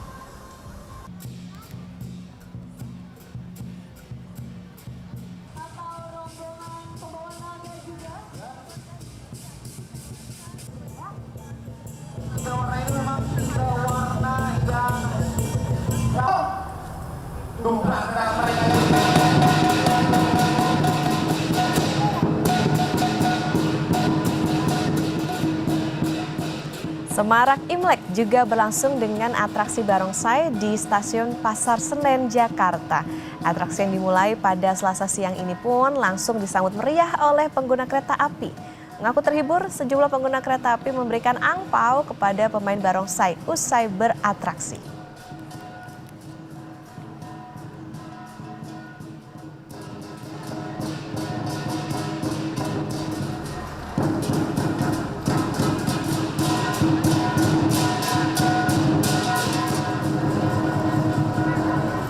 Cukup seru ya, cukup meriah. Bagi anak-anak ini sesuatu yang wah, yang dalam hal ini anak saya ya hal yang baru buat anak saya. Karena tahun-tahun sebelumnya juga nggak pernah ada libur seperti ini ya. Jadi bagi kami cukup meriah lah. Sambut perayaan Imlek, pertunjukan barongsai dihadirkan untuk hibur warga Jakarta. Di Danau Senayan, atraksi barongsai hadir berbeda dengan menari di atas air.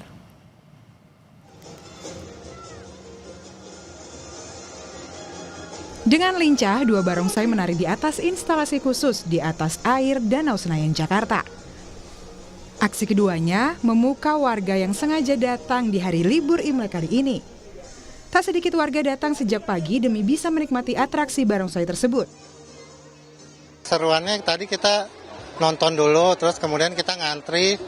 Sempet sih tadi nggak dapet gitu sebenarnya, tapi dikasih kesempatan satu lagi akhirnya masuk gitu. Keren banget sih, pertama kali ngelihat barongsai di atas air gitu. Penampilan barongsai ini selain menjadi hiburan juga sebagai upaya menghadirkan kemeriahan budaya Imlek kepada pengunjung yang datang. Tim Liputan, Kompas TV.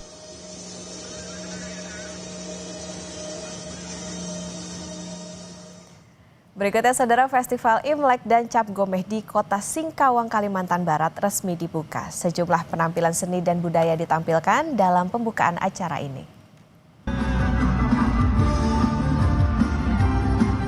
Atraksi barongsai, naga, dan sejumlah kesenian mengiringi pembukaan Festival Imlek dan Cap Gomeh di Singkawang, Kalimantan Barat Selasa malam. Cara menandakan dimulainya pesta rakyat selama 18 hari penuh, mulai 15 Februari hingga puncak perayaan pada 4 Maret 2026 mendatang. Wali Kota Singkawang memastikan selama pelaksanaan festival akan melibatkan 17 paguyuban etnis dan budaya yang akan digelar di Stadion Kridasana Singkawang. Ini dilakukan selama kurang lebih 18 hari, nanti 17 paguyuban setiap malam itu bisa mereka pentas ya. Pentas mempromosikan budaya masing-masing. Kemudian kita ingin mendatangkan ramai orang supaya UMKM ini bisa berhasil. Selain menampilkan atraksi dan seni budaya pada Festival Cap Gomeh, warga juga bisa menikmati sajian kuliner khas Imlek. Novi Saputra, Kompas TV, Singkawang, Kalimantan Barat. Nah, sekarang kita ke mancanegara, Saudara. Warga keturunan Tionghoa di Peru merayakan Tahun Baru Imlek dengan pertunjukan barongsai. Peru memiliki populasi Tionghoa terbesar di Amerika Latin.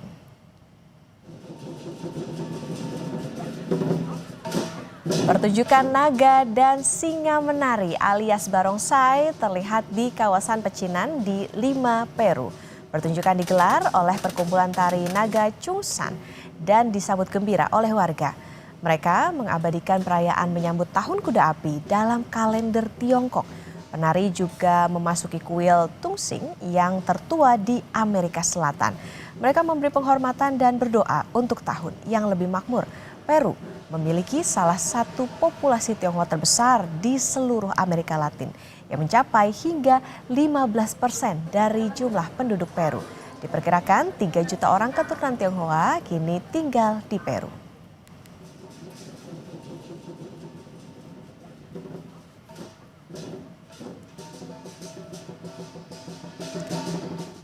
Kebun binatang Lincoln Park di Chicago, Amerika Serikat menyambut penghuni baru, yakni seekor panda merah pada Tahun Baru Imlek.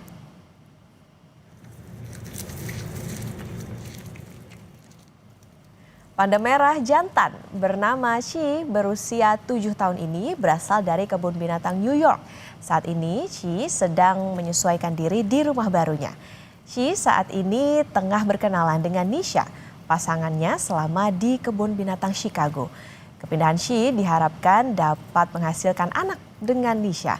Panda merah merupakan spesies asli dari Asia Timur dan Himalaya dan saat ini termasuk dalam kategori status terancam punah. Hanya ada sekitar 2.500 ekor panda merah dewasa yang tersisa di alam liar saat ini.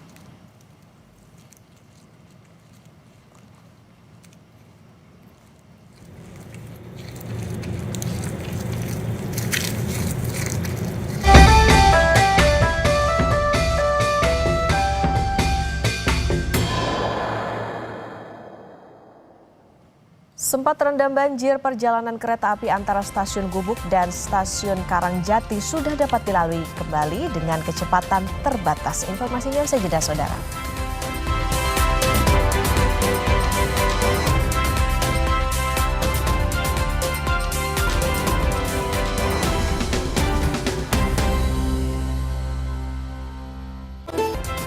Kita bicara penanganan banjir di Grobogan, Jawa Tengah, Saudara. Perjalanan kereta antara stasiun Gubuk dan stasiun Karangjati di kilometer 32 kini sudah bisa dilintasi dengan kecepatan terbatas.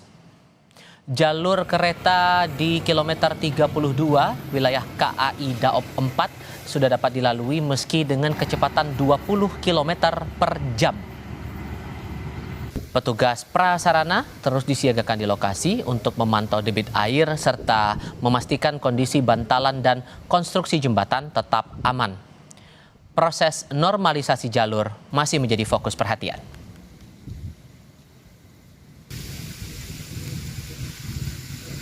PT KAI Daop 4 Semarang menyatakan bahwa jalur hulu di kilometer 32 antara stasiun Karangjati, stasiun Gubuk sudah bisa dilewati kembali oleh perjalanan kereta api dengan kecepatan terbatas. Sebelumnya jalur tersebut dinyatakan tidak aman untuk dilewati oleh perjalanan kereta api dikarenakan terendam banjir. Pada pukul 16.11 setelah dilakukan pemeriksaan dan juga mitigasi yang ketat, jalur tersebut bisa dilewati kembali oleh perjalanan kereta api. Saat ini tim dari KAI Daob 4 Semarang terus melakukan upaya normalisasi agar jalur tersebut benar-benar aman dilewati dengan kecepatan yang diizinkan. Sebelumnya, perjalanan kereta di wilayah daerah operasional 4 Semarang mengalami gangguan akibat genangan banjir yang merendam jalur kereta antara stasiun Karangjati dan stasiun Gubuk Kabupaten Grobogan. Jalur perjalanan kereta Surabaya-Semarang dialihkan melalui stasiun Gundih. Saat itu imbas dari luapan air, KAI Daob 4 Semarang menutup jalur hulu dan hilir pada Selasa siang. Sebagai langkah antisipasi, pihak KAI menerapkan pola operasi memutar bagi kereta yang akan melintas. Salah satunya Argo Bromo Anggrek yang harus memutar saat itu melalui jalur Gambringan, Gundih hingga Brumbung.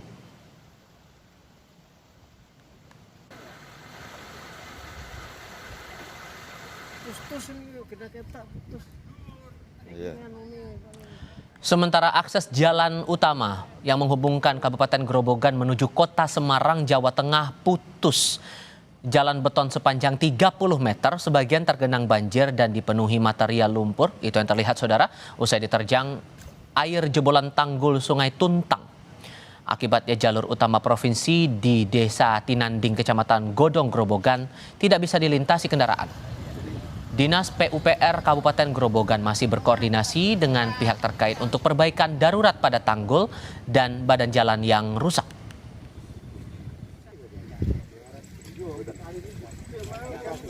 Ya putus ini antar jalur Semarang Purwodadi putus.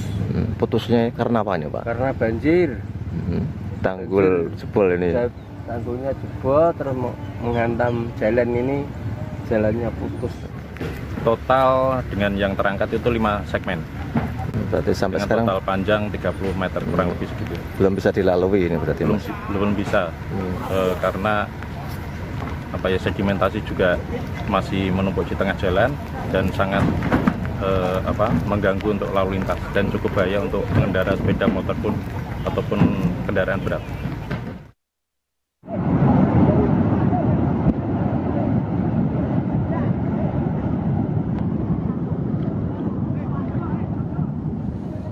Semua bermula dari sini, saudara. Video amatir merekam detik-detik jebolnya tanggul Sungai Tuntang di Dusun Wareng, Desa Kebonagung, Grobogan, Jawa Tengah.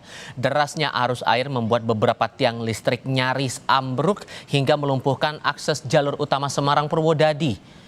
Tercatat sekitar 85% rumah warga di desa itu terendam banjir setinggi 40 cm.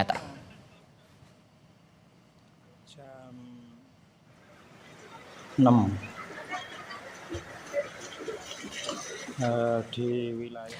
Okta akan membawa Anda pada segmen Kompas Bisnis sebentar lagi. Presiden Republik Indonesia Prabowo Subianto tiba di Pangkalan Militer Andrews, Washington DC, Amerika Serikat pada Selasa waktu setempat. Salah satu agenda yang dibawa adalah penuntasan kesepakatan tarif dagang. Tetap bersama kami di Kompas TV.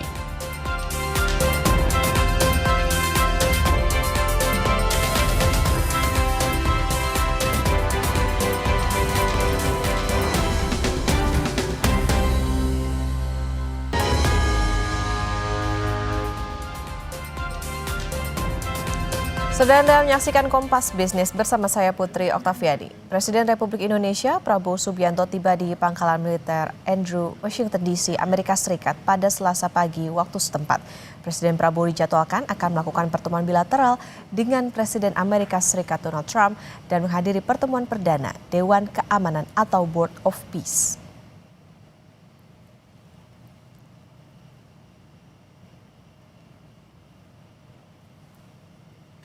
Pesawat Garuda Merah Putih yang mengangkut rombongan Presiden mendarat di Pangkalan Militer Andrews pada pukul 12 siang. Setibanya di Washington, Presiden Prabowo yang didampingi Sekretaris Kabinet Teddy Indrawijaya serta Menteri ESDM Bahlil Lahadalia disambut langsung oleh Duta Besar Indonesia untuk Amerika Serikat dan sejumlah pejabat militer setempat. Agenda utama kunjungan ini adalah KTT Board of Peace dan penandatanganan perjanjian tarif resiprokal. Lautan ini menjadi sangat penting mengingat kedua negara merupakan mitra strategis yang memiliki pengaruh signifikan dalam stabilitas kawasan dan ekonomi dunia.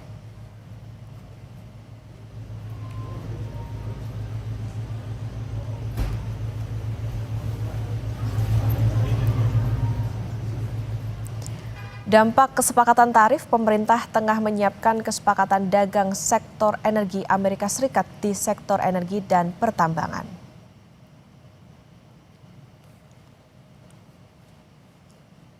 Menteri Energi dan Sumber Daya Mineral Bahlil Lahadalia bilang, rencana impor energi senilai 15 miliar dolar Amerika Serikat ini menjadi salah satu agenda utama yang akan dibahas dalam kunjungan Presiden Prabowo Subianto ke Amerika Serikat.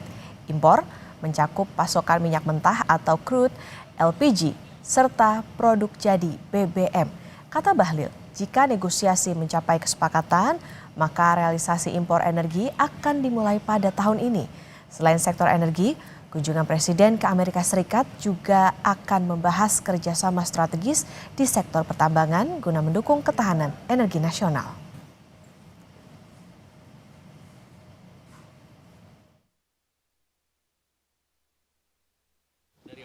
Ya, total salah satu yang kita, tadi juga dibahas itu, salah satu yang menjadi komitmen pembicaraan kita untuk trade dengan pihak Amerika itu adalah kita akan membeli BBM sebesar 15 billion US dollar. Itu dari LPG, kemudian dari crude-nya, kemudian dari BBM-nya, minyak jadinya. Dan itu masuk dalam pembicaraan itu. Insya Allah kalau Bapak Presiden akan berangkat ke Amerika, itu menjadi salah satu bagian yang akan menjadi pembahasan, termasuk beberapa hal lain yang terkait dengan kerjasama bilateral antara Amerika dan Indonesia, khususnya di sektor pertambangan. Bakal tahun ini berarti? Gimana? Kalau sudah deal tahun ini juga. Ya kita equal treatment aja. Katakanlah kalau pihak Amerika ingin melakukan investasi di Indonesia dengan critical mineral ataupun termasuk dengan nikel, kita terbuka aja. Kan negara kita kan negara bebas aktif. Karena itu kita harus memberikan equal treatment kepada semua negara termasuk Amerika. Dan kalau mereka insya Allah berminat, kita juga harus memberikan juga yang sama dengan yang lain. Ke informasi berikutnya, Saudara, Menteri Keuangan Purbayayudi Sadewa menargetkan pertumbuhan ekonomi kuartal pertama tahun ini di level 5,5%, bahkan mendekati 6%. Pemerintah berjanji menjaga momentum pertumbuhan dengan mendorong realisasi belanja program secara tepat waktu. Total belanja awal tahun diproyeksikan mencapai 89 triliun rupiah, antara lain untuk program MBG 26 triliun, THR ASN 55 triliun, bantuan beras 5 triliun, dan stimulus 13 triliun rupiah. Pemerintah juga menjaga iklim investasi dan melakukan sinkronisasi kebijakan dengan Bank Sentral agar sektor keuangan turut mendorong pertumbuhan ekonomi. Positif kan, kalau kita lihat kan triwulan mungkin semester kedua tahun lalu, awal semester kedua tahun lalu orang ragu semua apakah ekonomi kita akan runtuh apa enggak, apalagi ketika demo besar-besaran itu kan. Semua waktu itu kalau lihat TikTok Indonesia cemas segala macam banyak kan.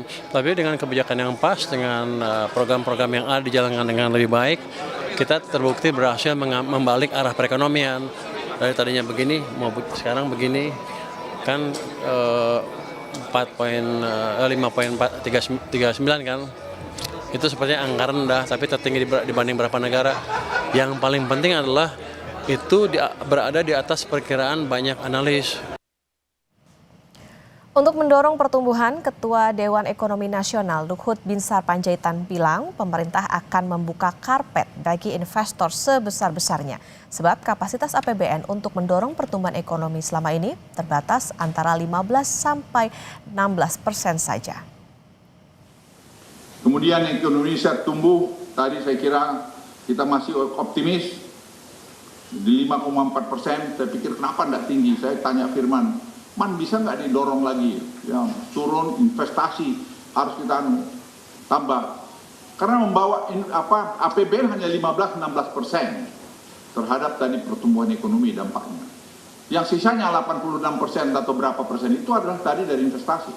Jadi investasi harus kita, investor harus kita, ya bagaimana, kita terima dengan karpet merah. Dari dulu itu anunya. Jadi jangan kita takut-takutin bahwa dia salah, pastilah salah kalau kita bodoh.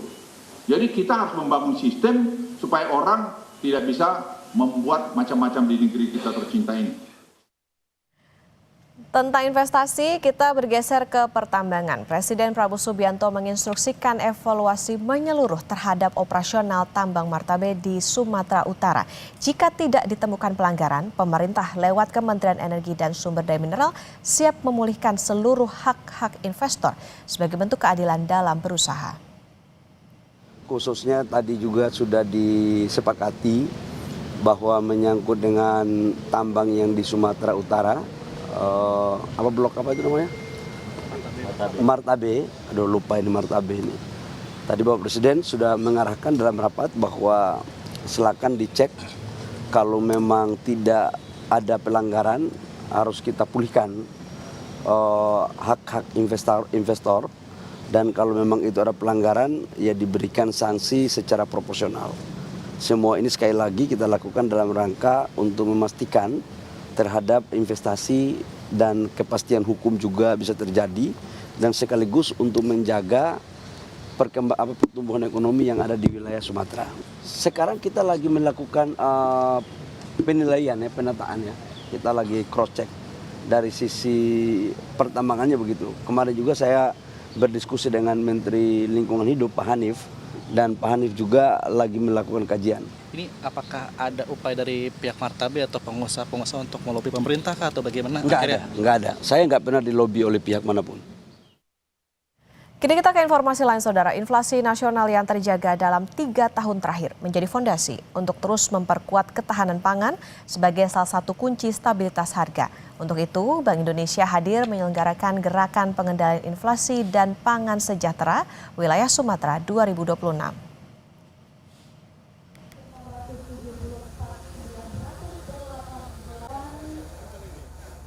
Gerakan Pengendalian Inflasi dan Pangan Sejahtera (GPIPS) yang diselenggarakan Bank Indonesia mengusung tema menjaga ketersediaan pasokan pangan periode HBKN dan antisipasi risiko curah hujan tinggi digelar pada Rabu 11 Februari 2026 di Desa Mulyosari, Kecamatan Tanjung Lago, Kabupaten Banyuasin, Sumatera Selatan. GPIPS merupakan penyempurnaan dari Gerakan Nasional Pengendalian Inflasi Pangan (GNPIP) yang sebelumnya juga diinisiasi Bank Indonesia. Program tersebut dinilai efektif menjaga stabilitas harga pangan melalui penguatan koordinasi lintas kementerian dan lembaga, pemerintah daerah, serta pelaku usaha. Transformasi ini menandai penguatan fokus kebijakan, tidak hanya pada pengendalian harga, namun juga pada aspek kesejahteraan dan keberlanjutan sektor pangan. Tantangan untuk pengendalian inflasi pangan ini ke depan kita rasa semakin kompleks. Risiko dari perubahan iklim, kemudian cuaca ekstrim, gangguan dari distribusi, dan karakteristik dari komoditas pangan yang bersifat musiman, khususnya hortikultura, ini menjadi sumber utama dari volatilitas dari harga. Bahwa kita butuh sinergi yang lebih kuat dan integrasi antar pemangku kepentingan di pusat dan daerah akan berdampak nyata terhadap ketersediaan pasokan dan terjaganya stabilitas harga pangan. Kami meyakini bahwa kolaborasi yang erat antara pemerintah pusat dan daerah, kementerian, lembaga, pelaku usaha, serta wakil rakyat akan menjadi kunci dalam menjaga stabilitas harga. Kepala Perwakilan Bank Indonesia Sumatera Selatan, Bambang Pramono mengatakan, gerakan pengendalian inflasi dan pangan ini merupakan kolaborasi semua pihak dengan tujuan mencapai ekosistem pangan yang berkualitas. Kemudian kerjasama berbagai pihak, tadi kita lihat PT POS, kemudian Rumah Tani, itu membantu sebagai off-taker rumah taninya, sementara PT POS-nya sebagai mendukung logistik pangannya. Berarti kan biaya lebih murah seperti itu kan. Tentunya nanti ada beberapa kerjasama dengan KDKM, Koperasi Desa Merah Putih, dan juga SPPG tadi kan, dengan Perpadi untuk kemudian menyuplai kebutuhan daripada KDMP dan untuk yang SPPG itu tadi. Ini kan sesuatu yang bagus untuk menciptakan ekosistem pangan itu. Kira-kira begitu. Sementara itu, Gubernur Sumatera Selatan Herman Deru menuturkan melalui dukungan Bank Indonesia dalam memberikan permodalan dan optimalisasi penyerapan gabah hasil panen diharapkan mampu memberikan semangat bagi petani di Sumatera Selatan sehingga produktivitas dapat semakin meningkat. Ini kita berharap akan menambah semangat para petani dengan kemudahan-kemudahan, fasilitas penyerapan, alsintannya, juga permodalan. Inilah peran BI dan semua perbankan yang telah mendorong produktivitas sehingga Sumatera Selatan dari peringkat 8 naik menjadi 5 dan menjadi peringkat 3 nasional sebagai produktivitas tertinggi. Dan pada Pak Deputi Bank Indonesia dan Kemenko Perekonomian serta segenap Kementerian Merah Putih yang telah mendukung ini, saya ucapkan terima kasih. GPIPS Sumatera 2026 menjadi pembuka rangkaian GPIPS nasional yang selanjutnya akan diselenggarakan di wilayah Jawa, Bali Nusra, Sulampua, dan Kalimantan. Kegiatan ini juga dirangkaikan dengan temu wicara bersama petani dan UMKM, penyerahan bantuan sarana dan prasarana pertanian secara simbolis, business matching antara perbankan dan pelaku usaha, serta pemberangkatan truk komoditas KAD. Muhammad Reza Pahlevi, Kompas TV Palembang, Sumatera Selatan. 1.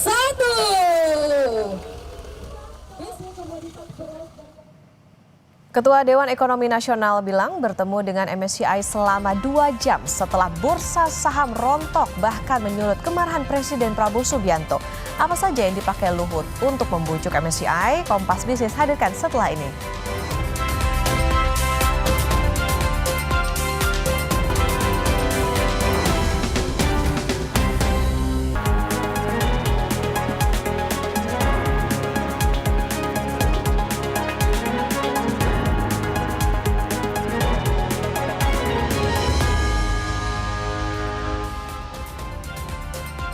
Kembali di Kompas Bisnis, Saudara. Ketua Dewan Ekonomi Nasional Luhut Binsar Panjaitan bertemu dengan Morgan Stanley Capital International membahas komitmen Indonesia untuk mereformasi pasar modal. Dalam sambutannya di acara peluncuran website resmi Dewan Ekonomi Nasional Jumat pagi, Luhut menceritakan pertemuannya dengan MSCI. Dalam pertemuan yang berlangsung hampir 2 jam itu, Luhut menyampaikan komitmen Indonesia mereformasi pasar modal. Morgan Stanley Capital International pun bercerita kepada Luhut bahwa praktik nakal dalam investasi saham tidak hanya terjadi di pasar modal Indonesia. Di India juga sempat terjadi praktik yang serupa. Namun karena reformasi pasar berhasil dilakukan, kini India meraup investasi 60 hingga 70 miliar dolar Amerika Serikat. Luhut pun menjelaskan sarannya kepada Presiden Prabowo Subianto agar mereformasi pasar modal Indonesia turut mempertimbangkan pergantian sumber daya manusia yang lebih mudah dan tidak mudah disogok. Menurut Luhut, pemanfaatan kecerdasan buatan pun diperlukan agar pasar modal tidak mudah dipermainkan. Kita menyangkut capital market, saya bilang sama dia, kita mau reform, kita ada usul ke Presiden, supaya capital market ini di-reform, manusianya dicari yang muda aja, sekalian cari dari yang muda, yang paham uang, yang sulit untuk disogok-sogok, dan digunakan AI, berbasis AI, supaya makin sulit untuk dipermainkan. Tapi dia juga bilang, sebenarnya bukan hanya di Indonesia aja yang nakal seperti ini. Di mana juga ada India misalnya. Tapi India melakukan reform, sehingga apa yang masuk angka investasi ke India kita lihat di sini itu sampai 60-70 miliar dolar. Nah pertanyaannya kalau India bisa, masa kita tidak bisa? Apa sih bedanya India dan kita? Apa bedanya? Banyak orang pintar-pintar di Republik ini kok. Jadi menurut saya nanti kami lapor Presiden, kami ingin reform ini, mengusulkan reform ini dilakukan sehingga kelihatan pemerintah ini lebih transparan. Sebelumnya, Saudara, Presiden Prabowo Subianto dikabarkan marah dipicu koreksi dalam pasar saham usai Morgan Stanley Capital International merilis laporan meminta transparansi kepemilikan saham dan perbaikan tata kelola Bursa Efek Indonesia. Bursa Efek Indonesia memaknai teguran pemerintah sebagai peringatan untuk meningkatkan transparansi dan integritas pasar.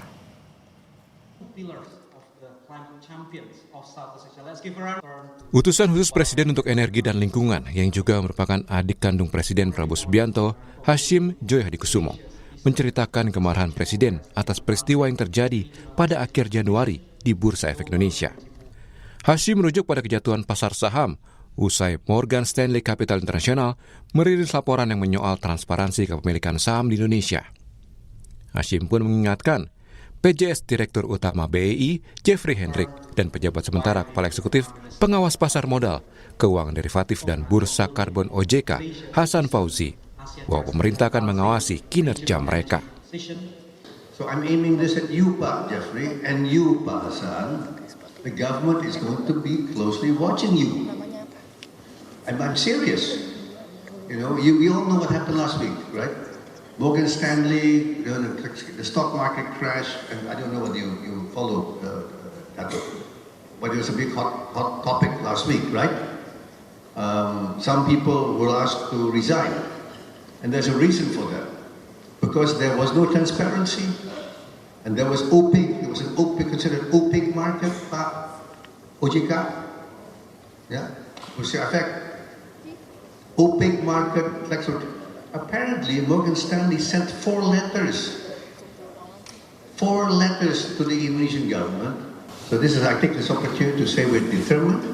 President Prabowo was furious. He was furious what happened last week, especially the honor of our country was at stake. Honor of our country is at stake. And retail investors, a lot have been burned, right? A lot have been burned. Sementara penanggung jawab sementara Direktur Utama Bursa Efek Indonesia, Jeffrey Hendrik, memaknai kemarahan Presiden Prabowo Subianto sebagai peringatan agar pihaknya bisa bekerja lebih cepat untuk meningkatkan transparansi dan integritas pasar. Oh iya, tentu itu menjadi peringatan ya bagi kami ya untuk bisa secara lebih cepat lagi melakukan hal-hal yang tadi kami sampaikan, meningkatkan transparansi pasar, meningkatkan integritas pasar. Itu menjadi peringatan bagi kami dan itu akan kami lakukan dalam waktu secepat mungkin. Secara rutin memberikan warning, memberikan informasi kepada investor, misalnya terkait saham-saham yang pergerakan harganya di luar kewajaran, kami mengeluarkan warning berupa unusual market activity. Agar apa? Agar investor mencerna kembali apakah sudah mengikuti atau mengetahui seluruh informasi yang ada di pasar. Kemudian kalau masih ada volatilitas, ya tentu kami juga melakukan suspensi. Sekali lagi, itu untuk memberikan waktu kepada investor untuk mencerna informasi yang ada di pasar. Sebelumnya, perdagangan saham di Bursa Efek Indonesia mengalami trading halt 2 hari berturut-turut, yakni pada 28 dan 29 Januari lalu, buntut laporan MSCI. 4 pimpinan OJK dan Direktur Utama BEI mundur dari jabatannya sebagai bentuk pertanggungjawaban atas peristiwa ini. OJK dan Self Regulatory Organization terus melakukan komunikasi intensif dengan MSCI untuk memperbaiki situasi, termasuk mengajukan proposal sebagai solusi, di antaranya aturan free float 15%, merinci data kepemilikan saham hingga 27 sub-investor, serta membuka data kepemilikan saham di atas 1%. Renata Panggalo, Andika Adiat, Kompas TV, Jakarta. Kapal penumpang KM Intim Teratai kandas di perairan Pulau Makian, Kabupaten Halmahera Selatan, Maluku Utara. 246 penumpang berhasil dievakuasi meski data manifest 149 orang.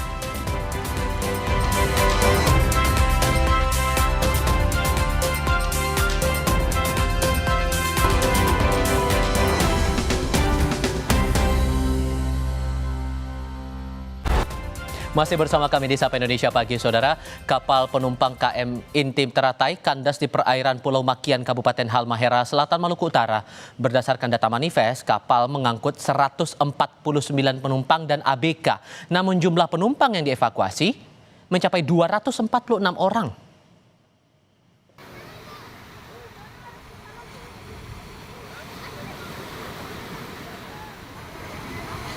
Warga merekam momen saat kapal penumpang kandas setelah diterjang gelombang setinggi 4 meter. KM Inti Teratai awalnya bertolak dari Pelabuhan Babang, Halmahera Selatan menuju Pelabuhan Bastiong Ternate pada Senin malam. Namun pada Selasa dini hari, kapal mengalami gangguan mesin akibat diterpa angin kencang dan gelombang tinggi, lalu kandas di perairan Pulau Makian.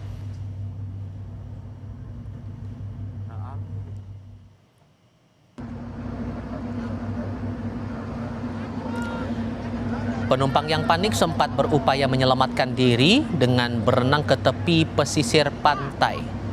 Merujuk pada data manifest, total 149 penumpang dan ABK tercatat mengisi kapal ini. Seluruh penumpang sudah dievakuasi ke Pelabuhan Ahmad Yani.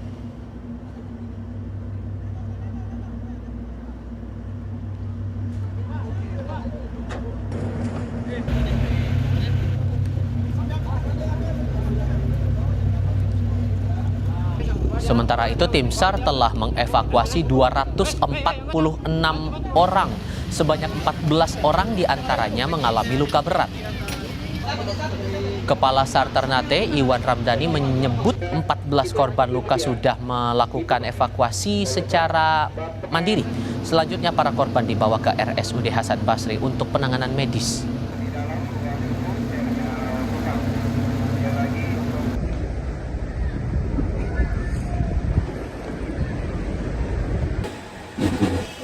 Ini semua korban dapat dievakuasi seluruhnya dengan selamat. Dengan jumlah total yang telah dievakuasi adalah 246 orang.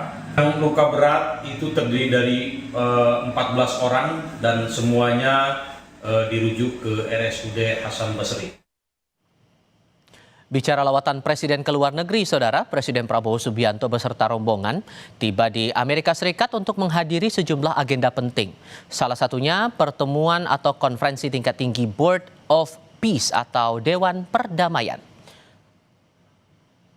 Prabowo tiba pada Selasa pukul 12 siang waktu setempat di Pangkalan Militer Andrews.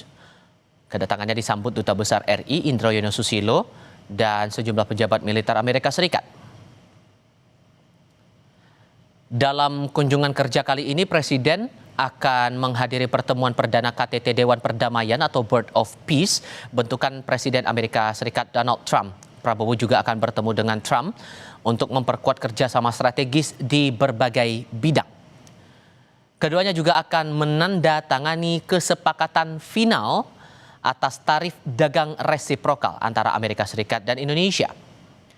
Dalam kunjungan kerja kali ini, Presiden ditemani Menteri ESDM Bahlil Lahadalia dan Sekretaris Kabinet Teddy Indrawijaya.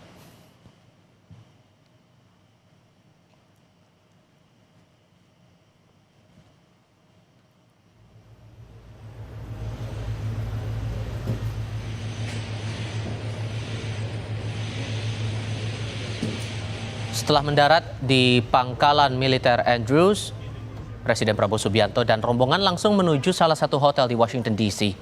Setibanya di hotel, Presiden Prabowo disambut sejumlah diaspora Indonesia.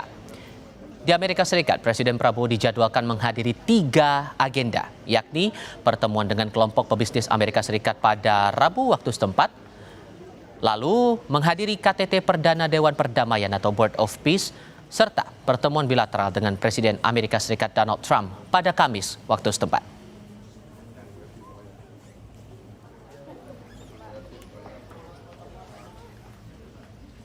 Presiden Prabowo Subianto kembali melakukan kunjungan kenegaraan ke Amerika Serikat. Ada 2 misi utama dalam lawatan kali ini, yakni menghadiri pertemuan perdana Board of Peace serta rencana penandatanganan tarif resiprokal dengan Presiden Donald Trump. Dan ini laporan jurnalis Kompas TV Alfania Rizky dari Washington DC, Amerika Serikat yang kami rekam sebelumnya.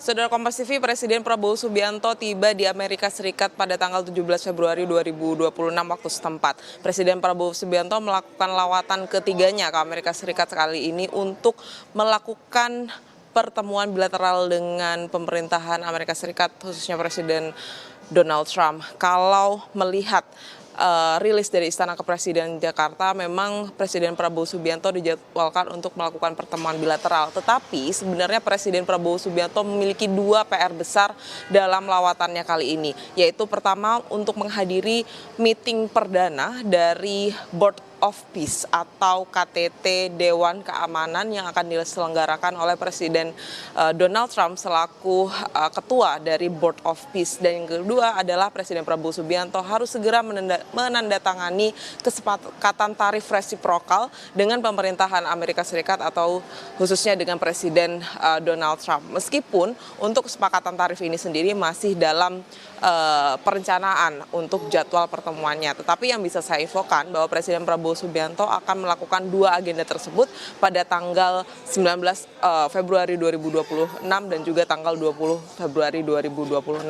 Sedangkan untuk kesepakatan tarif, saat ini Indonesia dengan Amerika Serikat sudah menyepakati tarif di 19%, tetapi pemerintah Indonesia memiliki cita-cita besar untuk kemudian menekan tarif resiprokal itu sendiri kalau bisa di bawah 19% untuk sektor-sektor penting yang memang dibutuhkan oleh Indonesia saat mengekspor barangnya ke Amerika Serikat. 2 agenda besar itu menjadi agenda utama dari Presiden Prabowo Subianto dan kita akan nantikan seperti apa update dari hasil pertemuan 2 meeting ini. Alfania Rizky, Kompas TV, Washington DC. Kami akan segera kembali. Tetap di Kompas TV.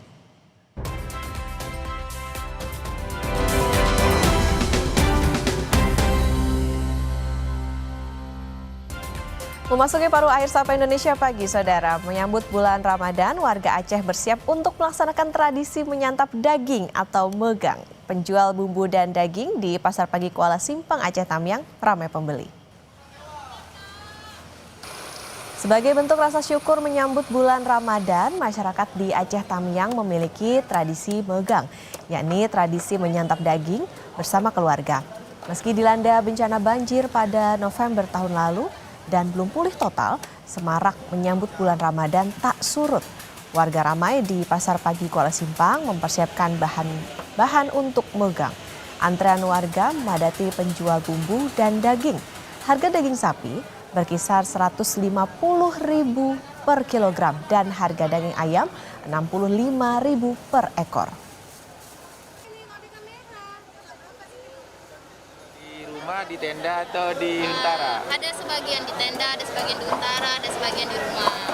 Ini apa, naik atau masih normal Ibu harganya? Harganya naik, Bang. Harganya naik 2.000. Naik 2.000 dari hari biasa ya? Di sisi lain, korban banjir di Aceh Tamiang, Aceh mulai menempati hunian sementara atau huntara. Hunian itu berukuran 3 x 6 meter di Kecamatan Karangbaru. Sebanyak 156 kepala keluarga sudah menempati huntara sejak hari Minggu. Warga mengaku lega bisa pindah ke huntara setelah 2 bulan tinggal di tenda pengungsian. Alhamdulillah kami senang sekali hati kami dapat huntara ini. Karena biasanya kami tinggal di pengungsian dengan cuaca yang hari ini masih panas kan. Panas sekali kami kalau tinggal di tenda, dan alhamdulillah hari ini dengan masuknya kami ke huntara ini nyaman lah. Dengan juga ada fasilitas tempat tidur yang disiapkan. Jadi masih ada juga sebagian warga di sini belum dapat huntara. Karena mungkin mereka dapatnya di tahap susulan. Informasi tadi menutup jumpa kita di Sapa Indonesia Pagi, Saudara. Saya Putri Oktaviani. Dan saya Tifa Solesa, semangat beraktivitas untuk Anda dan sampai jumpa lagi.